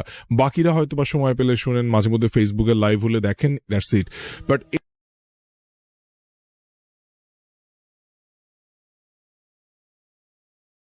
যদি আজকে গল্পটা শুনে থাকো, আমি তোমাদেরকে বলবো কিছু রিয়েলাইজ করতে পারছো আবেগ মানুষকে কোন দিকে নিয়ে যায়। এবং অভিভাবকদের কথা বলছিলাম আজকে স্পেশালি, আমি অনুষ্ঠানের শুরুতে বলেছিলাম, আমি যখন জেনেছি যে আজকের অতিথি হচ্ছেন একজন টিনেজার লাইফের গল্প বলতে আসছেন, তখন আমার মনে হচ্ছে যে আজকের গল্প তো তার মানে টুইস্ট বলতে কি থাকতে পারে, মানুষ আবেগতাড়িত হয়ে কিছু ঘটনা ঘটাবে এবং সেগুলোই আমরা শুনবো। হ্যাঁ, সেটাই আমরা শুনেছি, এবং আলটিমেটলি এখনো অবধি সে স্বপ্ন দেখে যে সেই ছেলে তাকে ভালোবাসবে এবং তাকে নিয়ে সে স্বপ্ন দেখছে। এটা খুব ভালো কথা, আমরাও চাই তাদের জীবনটা সুন্দর হোক। কিন্তু আমি অনুষ্ঠানটার একেবারে শেষে লাস্ট 10 মিনিটস আমি এখন যেটা করব সেটা হচ্ছে এই মেয়েটি যে ফ্যামিলি থেকে এসেছে, কারণ আমি এখানে মেসেজ এবং কমেন্ট সেকশনে অনেক রকমের মেসেজ দেখছিলাম, তো সেগুলোর কিছু প্রশ্ন আছে আমার। সেই প্রশ্নগুলো আমি মেঘলাকে করব না, আমি করতে চাই মেঘলার মাকে। আমি বলেছিলাম যে আজকের অনুষ্ঠানের শেষের 10 মিনিটটা একটু ভাইটাল হবে, বিকজ আজকে আমি অভিভাবকদের সাথে একটু কথা বলতে চাই। কারণ সবসময় আমাকে মূলত ইউটিউবে বলেন, ফেসবুকে বলেন, যখন আমি কোনো একটা ভিডিও আপলোড করি সেখানে বিভিন্ন মানুষের বিভিন্ন রকমের কমেন্টস থাকে, এবং আমি চেষ্টা করি সেগুলো মাথায় রাখার, পরবর্তী কোনো এক এপিসোডে কাজে লাগানোর জন্য। সো আজকের এপিসোডে আমরা মেঘলার মাকে আমন্ত্রণ জানিয়েছি। কেমন আছেন আন্টি আপনি? আলহামদুলিল্লাহ, ভালো আছি। ভালো আছেন। আমি আপনাকে কিছু প্রশ্ন করি, হ্যাঁ, সরাসরি। একটি হচ্ছে যে আপনার মেয়ে আজকে এখানে এসেছে এবং সে তার গল্পটা এখানে বলতে চাচ্ছে, হ্যাঁ, এই জায়গা থেকে আমি যদি একটু বলি যে ক্লাস 10-এ পড়া একটা মেয়ে কোথায় যাচ্ছে, কার সাথে যাচ্ছে, সে কখনো মাওয়া চলে গেল, আপনারা টেরই পেলেন না, এই ব্যাপারটা কেন হলো? আসলে আমি বুঝতে পারিনি, মেয়ের অনেক বিশ্বাস করছি। আচ্ছা, মেয়ের প্রতি ভরসা ছিল। ওকে। মেয়ে যে এমন করবে সেটা কখনো ভাবি। মেয়ে বলছে স্কুলে যাচ্ছে বা কলেজে যাচ্ছে, অথচ সে কলেজে যাচ্ছে না, কলেজ ফাঁকি দিয়ে চলে যাচ্ছে একটা ছেলের সাথে, এবং নিশ্চয়ই কোনো মা বাবা এটা আসলে চায় না তার সন্তান এরকম করুক, তাই না? তো আপনার জন্য নিশ্চয়ই, আমি জানি যে এটা আসলে অত্যন্ত কষ্টকর, কিন্তু আমি আসলে আপনাকে প্রশ্ন করার উদ্দেশ্য হচ্ছে আমার এই অনুষ্ঠানটা অসংখ্য লক্ষ লক্ষ মানুষ বিভিন্ন জায়গা থেকে শুনছেন বা দেখছেন, কেউ কেউ ফেসবুকে, যদিও লোকেরা ফেসবুকে লাইভটা শেয়ার করার কথা বলার পরেও চুপচাপ বসে থাকেন, কিছু কিছু মানুষ তাদের মনে হয় যেগুলো শেয়ার করলে ঘরের কথা বাহিরে জেনে যাবে, বাট যদি না জানে তাহলে একদিন কিন্তু আপনার ছোট বোনও সেম ঘটনা ঘটাবে। সো মেঘলার মার সাথে আমরা একটু কথা বলবো, যদি পসিবল হয় আপনার লাইভটা শেয়ার করে ফেলবেন এর ভেতরে। আন্টি, এই যে আপনি যখন বুঝতে পারলেন যে সে এরকম একটা ঘটনা ঘটিয়েছে এবং একবার আত্মহত্যা করার জন্য ডিসিশন নিল এবং হসপিটালে ভর্তি করলেন, তারপরেও কি আপনার একটু সচেতন হননি যে আপনার মেয়ে আবারও ওই একই ভুল করতে পারে? না, সচেতন অনেক হয়েছি। আচ্ছা শুধু 4বার যে ও ওষুধ খাইছে সেটা না, আচ্ছা ও নদীর থেকে ঝাঁপও দিতে গেছে, আচ্ছা, তখনও দূরে গেছে। একটা মা বুঝতে পারবে যে একটা সন্তানের জন্য কেমন লাগে। Right right. কিন্তু ও এখনো ছেলেটারে বুঝতেছে না। সবাই দোয়া করবে যেহেতু ওর মরে আসা যাতে পূর্ণ হয়। আচ্ছা, আপনি কান্না করবেন না আন্টি, আমি আপনার কাছ থেকে চাই, যেহেতু আপনি এতদিন সহ্য করেছেন এই আপনার মেয়ের যে ভালোবাসার পাগলামি, সেটা আপনি এত বছর ধরে সহ্য করেছেন, আমি একটু আপনার থেকে 10 মিনিট সময় নিব। এই 10 মিনিট একটু নিজেকে শক্ত করে আমাদের সাথে কথা বলবেন, কারণ আপনার মতো আরেকটা বোন যেন একই প্রবলেমে না পড়ে, নিশ্চয়ই আপনি সেটা চাবেন। না, সব মাই চায় যে আমার ছেলে মেয়ে যেহেতু ভালো থাকে, জি, কারণ ছেলে মেয়ের ভালো হবে এটাই সব মা বাবা চায়।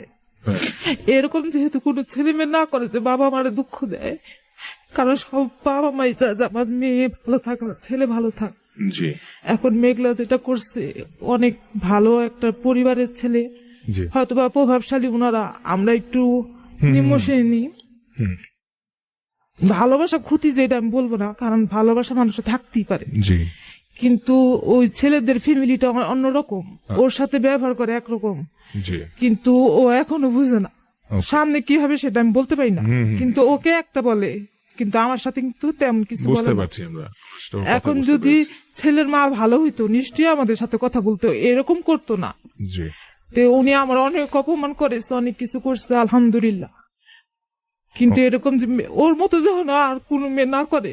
আচ্ছা, তো আমি আপনার কাছে জাস্ট আমার যেটা প্রশ্ন সেটা হচ্ছে যে আপনি জানেন যে আপনার মেয়ের সাথে যে ছেলেটার সম্পর্ক ছিল সে একাধিকবার বিভিন্ন রকম ঘটনা ঘটিয়েছে, তার প্রেক্ষাপটে আপনার মেয়ে 4বার সুইসাইড করেছে, এর বাহিরেও আপনি বললেন যে আরো অনেক ঘটনা ঘটিয়েছে। তো এরকম একটা ছেলের সাথে, সে প্রভাবশালী বা সে কি সেটা বিষয় না, বিষয়টা হচ্ছে এরকম একটা ছেলের কাছে আপনি আপনার মেয়েকে তুলে দেওয়ার জন্য কি নিজেকে ঠিক করেছেন বা আপনার ফ্যামিলি থেকে রাজি হয়েছেন? আপনাদের সাথে ডিসিশনটা কি?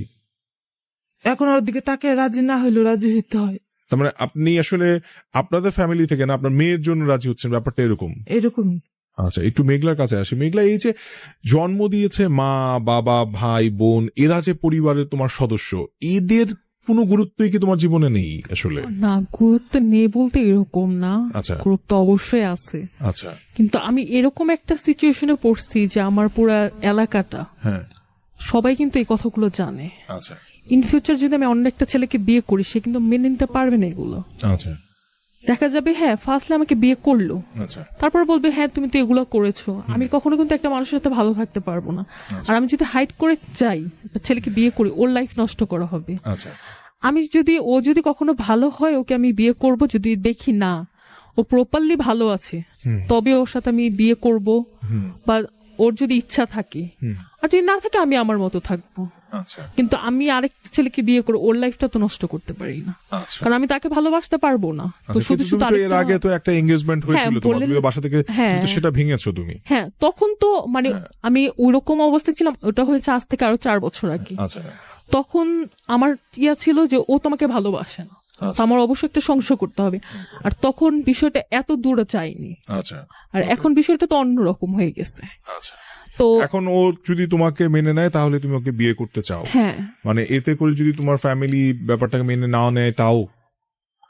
না, আমি তো আমার সব মানে বললাম না, ছোটবেলা থেকে আমার ফ্যামিলি আমাকে অনেক বেশি ভালোবাসে। আমি না যা আমি চাইছি তোমাকে যেটা দিছে। প্রশ্ন করেছি তুমি সেটার উত্তর দাও। মানে তোমার ফ্যামিলি মনে করো যে ব্যাপারটা মেনে নিচ্ছে না, তারা বলছে যে না তাদের ফ্যামিলি এবং আমাদের ফ্যামিলি একরকম নয় এবং আমরা চাই না এই জায়গায় তোমার বিয়ে হোক, তুমি কি সেক্ষেত্রে, এবং তোমার ফ্যামিলি যদি চায় যে না পৃথিবীতে যেই ছেলে তোমাকে পছন্দ করবে এবং সব জেনেই তোমাকে বিয়ে করবে তার হাতেই তোমাকে তুলে দিবে, এরকম একটা সিচুয়েশন হলো, সেক্ষেত্রে তুমি কি করবে?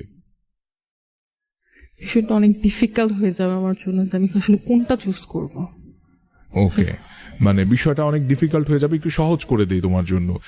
এখনো তুমি অবিবাহিত, জি। এবং তুমি যখন অবিবাহিত ততক্ষণ পর্যন্ত পৃথিবীতে তোমার নামের পাশে বিবাহিত শব্দটা লাগবে না, কিন্তু যখন তুমি বিবাহিত হয়ে যাবে তখন কিন্তু তোমার পৃথিবীতে এই যে এতগুলো পাস্ট যেগুলো তোমার লাইফে করছে, এখন তুমি শুধু একটা এলাকা নিয়ে চিন্তা করছো, তুমি যেখানে বসবাস করছো তখন কিন্তু শুধু একটা এলাকা না, তোমার সার্টিফিকেট, তোমার পরিচয়, সমস্ত জায়গায় তুমি বিবাহিত, এবং তোমার লাইফে এর পরে যখন এই ধরনের ঘটনা পুনরাবৃত্তি ঘটবে তখন কিন্তু তোমাকে এই সিচুয়েশনে আজকে তো এসে বলছো তখন কিন্তু বলার মতো সিচুয়েশনও থাকবে না, বিকজ তুমি ডিভোর্সড বা সামহাও তোমার কোনো একটা ঘটনা ঘটে গেছে, সেটা প্রেম ভালোবাসা মানুষের জীবনে আসতে পারে। আজকে পৃথিবীতে আমি তুমি আমরা একাধিক রিলেশনশিপ থেকে বেরিয়ে এসে মানুষ নিজের যে জীবনটাকে আবার গুছিয়ে নিতে পারে, কিন্তু বিয়ে তো আসলে আমরা বিশ্বাস করি যে মানুষ একবার বিয়ে করবে, রাইট? তো এরকম একটা বড় ডিসিশন নেওয়ার আগে কি তোমার মনে হচ্ছে না যে আমি এমন কোনো মানুষের সাথে গিয়ে সংসারটা করতে যাচ্ছি যার পরিবর্তন হয়, প্রায়শই সে পরিবর্তন হয়, আমি সুইসাইড করলেও তার মধ্যে পরিবর্তন হয় না, কিংবা আমি যদি ভুল পথে চলে যাই আবার কিছুদিন পরে সে আমাকে ছেড়ে চলে যায়, এই বিষয়গুলো কি তোমার মাথায় আসে? অবশ্যই আসে। আমি চিন্তা করি যে আসলে আমি যাকে বিয়ে করব, বিয়ের পর কি ওর পরিবর্তনটা কি হবে কি হবে না, সে কি আবারও করবে কি করবে না, এগুলো অবশ্যই কাজ করে। তখন ইচ্ছা করে যে না, আসলে না, এখন আমি মানে এতটাই ধোকা খাইছি যে এখন কাউকে বিশ্বাস করাটাই আমার পক্ষে সম্ভব না। মানে অন্য ছেলেকে যে আমি বিশ্বাস করব যে আমাকে ভালোবাসবে, কারণ সবচেয়ে আমার ফ্রেন্ডদের দেখতেছি যে বিয়ে করছে, অ্যারেঞ্জ ম্যারেজ হোক আর লাভ ম্যারেজ, আমার অনেক ফ্রেন্ডের ডিভোর্স হয়ে গেছে। কারণ এখনকার যুগে সম্পর্ক টেকানোটাই কষ্ট, কারণ এখন মানুষ ফেসবুক ইউজ করতেছে, ফেসবুকে হাজার হাজার ছেলে পাচ্ছে, হাজার হাজার মেয়ে পাচ্ছে, তো খুব ইজি একটা মানুষের সাথে রিলেশন করা, ঘোরাফেরা সবাই করতেছে। আচ্ছা, তো আমার এই জিনিসটা এখন ভয় লাগে, আচ্ছা, যে আমি যে বিয়েটা করব সেটাই করার ইচ্ছা নেই। আচ্ছা, কিন্তু তুমি তো এখনো রিলেশনশিপে আছো। হ্যাঁ, রিলেশনশিপে আছি, ওকে, মানে ও ভালোভাবে আছে তাই আছি, এখন আমার অনেক বেশি টেক কেয়ার করে, আমি যেটা বলি সেটাই। তুমি যখন আজকে বললে এখানে আসবে এই ব্যাপারটা কেউ শুনে কি বললো? নিশ্চয়ই ও শুনছে, আজকে শুনছে। আচ্ছা, যদি সে শুনে এই অনুষ্ঠানটা কোনো এক সময় এবং সে জানতে পারে যে তুমি এখানে আসছো এবং এই কথাগুলো বলছো, কি হবে তখন?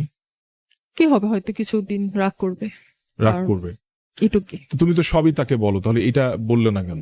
বলেছি, আচ্ছা, তো বলতেছে যে যখন আমাদের বিয়ে হয়ে যাবে আমি লাইফে বড় কিছু হবো, তুমি আমি একসাথে গিয়ে যা বলবো, আচ্ছা, এখন তো কোনো কিছু হয়নি, আচ্ছা। কি বলবা? আচ্ছা, আমাদের না, তুমি যে ভুলগুলো করছো তোমারটা শুনে তো মানুষ শুধরাবে, হ্যাঁ, যে তুমি তো এখনো বলো যে তুমি তোমার ভুলগুলো বুঝতে পারছো, নিজেকে গুছায় নিছো, হ্যাঁ, যে তোমার কথা শুনে তো একজন বুঝতে পারবে যে একটা মানুষের সাথে এরকম করতে হয় না, তুমি যখন বলবা মানুষগুলো শুধরে নেবে, তুমি আমার সাথে চলো। আচ্ছা, তো বলছে না। ঠিক আছে, আমরা এবার মেঘলার মার কাছে চলে যাই। আন্টি, এই যে আমি আপনার মেয়েকে অনেকগুলো প্রশ্ন করছিলাম এবং আমার উদ্দেশ্য হচ্ছে একটাই, সেটা হচ্ছে শুধু মেঘলা না, মেঘলার মতো যারা আছে ছেলে মেয়ে সবাই যারা আসলে পরিবার থেকে বেরিয়ে গিয়ে এই ধরনের ডিসিশন নেওয়ার চেষ্টা করে।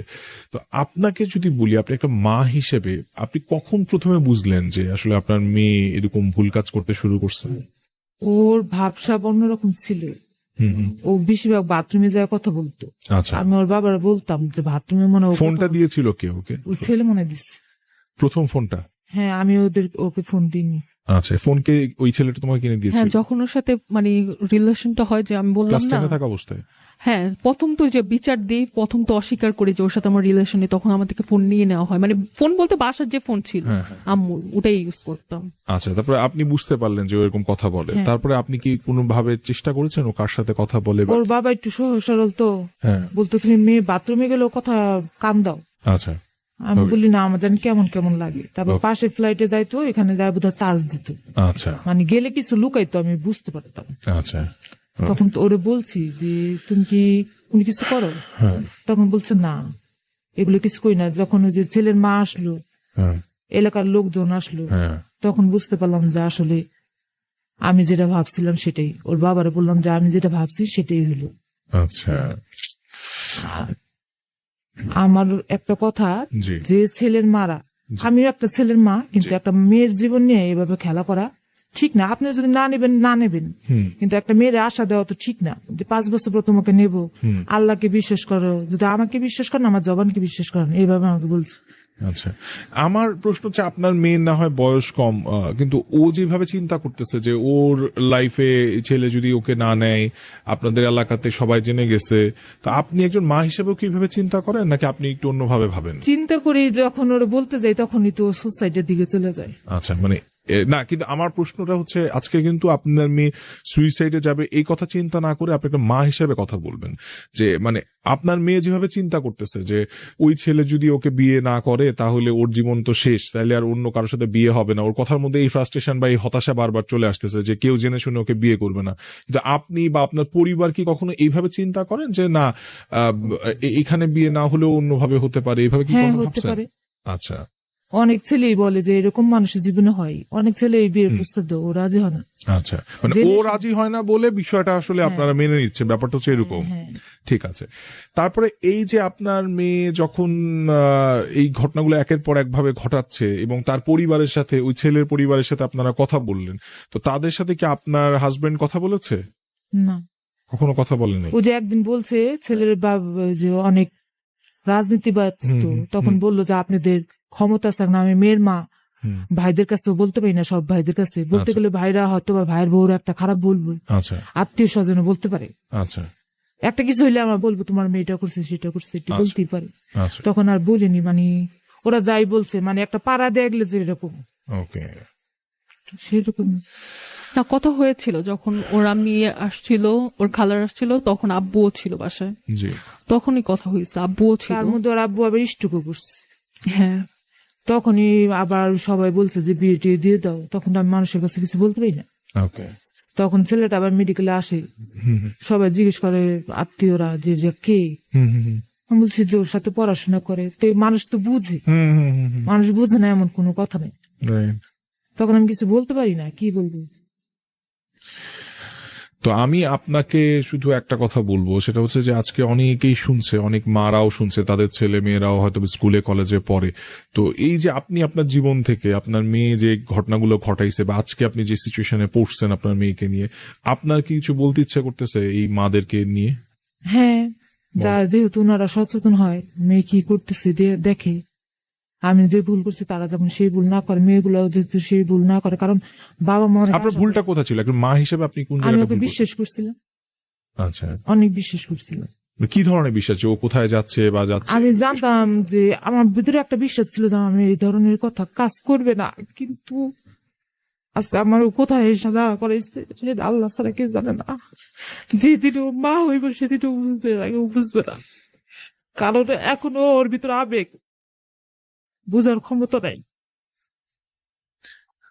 আপনাকে এই ধৈর্য ধারণ করার ক্ষমতা দিক। পৃথিবীতে মা হচ্ছেন এমন একজন যাকে পৃথিবীতে আল্লাহ সব ক্ষমতা দিয়ে পাঠায় আর কি, মানে আমরা যা ভুল করি দিন শেষে মাই সেটা মেনে নেয়। আই হোপ আপনিও আপনার মেয়ের এই ভুলগুলো মেনে নিবেন এবং তার যেটা ভালো হয় সেই ডিসিশনটাই আপনি নিবেন। মেঘলা, একেবারে শেষ লাস্ট 2 মিনিট আপনার সাথে আড্ডা দিব আমরা। যে জিনিসটা জানতে চাই সেটা হচ্ছে যে আপনি আজকে 2014 সাল থেকে রিলেশনশিপ? না, 2013 সাল থেকে, তার মানে 5 বছর 6 বছর চলছে। 6 বছর 6 মাস। 6 বছর 6 মাস। এই সময় যে সিচুয়েশন এখন পড়েছেন, আপনার বয়সী তো অনেকে রেডিও শুনছে যারা ক্লাস 10-এ বা ক্লাস 9-এ পড়ে বা ইন্টার ফার্স্ট ইয়ারে পড়ছে, এই যে ছেলে মেয়েগুলো শুনছে, নিজের জীবন থেকে কি বলতে চান তাদেরকে? নিজের জীবন থেকে এটাই বলতে চাই যে আসলে যখন আমরা ছোট থাকি তখন বোঝার ক্ষমতা থাকে না। আচ্ছা, যখন যেরকম এখন আমি যদি আমি এই রিলেশনশিপটা মানে না করতাম, যদি বুঝতাম, মানে ছোটবেলা থেকে আমি এরকম ভাবে বড় হয়েছি যে আমাকে কেউ অবিশ্বাস করবে এরকম কোনো কাজ করিনি, যার কারণে সবাই বিশ্বাস করতো, কিন্তু আমি বিশ্বাসটা ভাঙছি। আর শেষ মানে বাবা মার কথা না শুনে তো নিজেরই ক্ষতি হইল, নিজেই আজকে এরকম একটা পর্যায়ে পড়লাম যে কষ্ট নিজেরই করতে হইতেছে। আর একটা মেয়ে যখন মানে তার 18-19 বছর হয়ে যায়, সে এখন অনেক কিছু বুঝে, আর যখন 14 বছর বা 15 বছর সে অনেক কিছু বুঝেই না, তো ভুল পথে যায়। তো একটা সময় আছে যে মানে রিলেশন করার, একটা মানুষকে আগে থেকে জানা বোঝা, তারপরে রিলেশনে জড়ানো। আর রিলেশনটা হঠাৎ করে এই যে ভালো লেগে গেছে তার মানে যে আমি তার সাথেই থাকবো তা না। যে আমি যদি প্রথমেই ও আমার সাথে যা করছে আমি ওকে অ্যাভয়েড করতাম, ওর সাথে কথা আর না বলতাম, তাহলে তো আমার এখানে আসা লাগতো না, আর আমার গল্পটা এত দূর আসতো না। আমি ভুলটা করেছি সেখানে। মানে আমার হয়েছে কি, চোখে ভালো লাগাটাই অনেক কিছু ছিল, যে ও দেখতে অনেক সুন্দর, আমার সাথে ওকে অনেক মানাবে, ও ভালো ফ্যামিলির, মানে ওর মতো আমি কাউকে পাবো না। যখন আমি ছোট ছিলাম তখন এগুলোই কাজ করতো, যে ও তো খুব সুন্দর, তা আমি এরকম সুন্দর ছেলে কোথায় পাবো, এরকম। তো মানে আসলে এই সৌন্দর্য দিয়ে মানুষের দুনিয়াটা চলে না, দুনিয়াটা হয় মন দিয়ে। এই যে সুন্দর ওই মানুষটা, বয়সটাতে আসলে যে বিষয়গুলো আপনার মাথায় ছিল সেগুলো হচ্ছে ও দেখতে সুন্দর, ও একটা ভালো ফ্যামিলি থেকে আসছে, ওর মতো ছেলে আমি কোথায় পাবো, এবং এই ধরনের চিন্তা ভাবনাগুলো হয়তো আপনি আফটার 5 ইয়ার্স তখন আর হতো না, কিন্তু এটা ওই বয়সে হয়েছে, ওই তাই তো? বয়সে হয়েছে। আচ্ছা, এখন একেবারে শেষ যে প্রশ্নটা সেটা হচ্ছে আপনি এখন ভালো আছেন ওর সাথে? হ্যাঁ আলহামদুলিল্লাহ এখন ভালো আছে। গ্রেট। আপনি এভাবে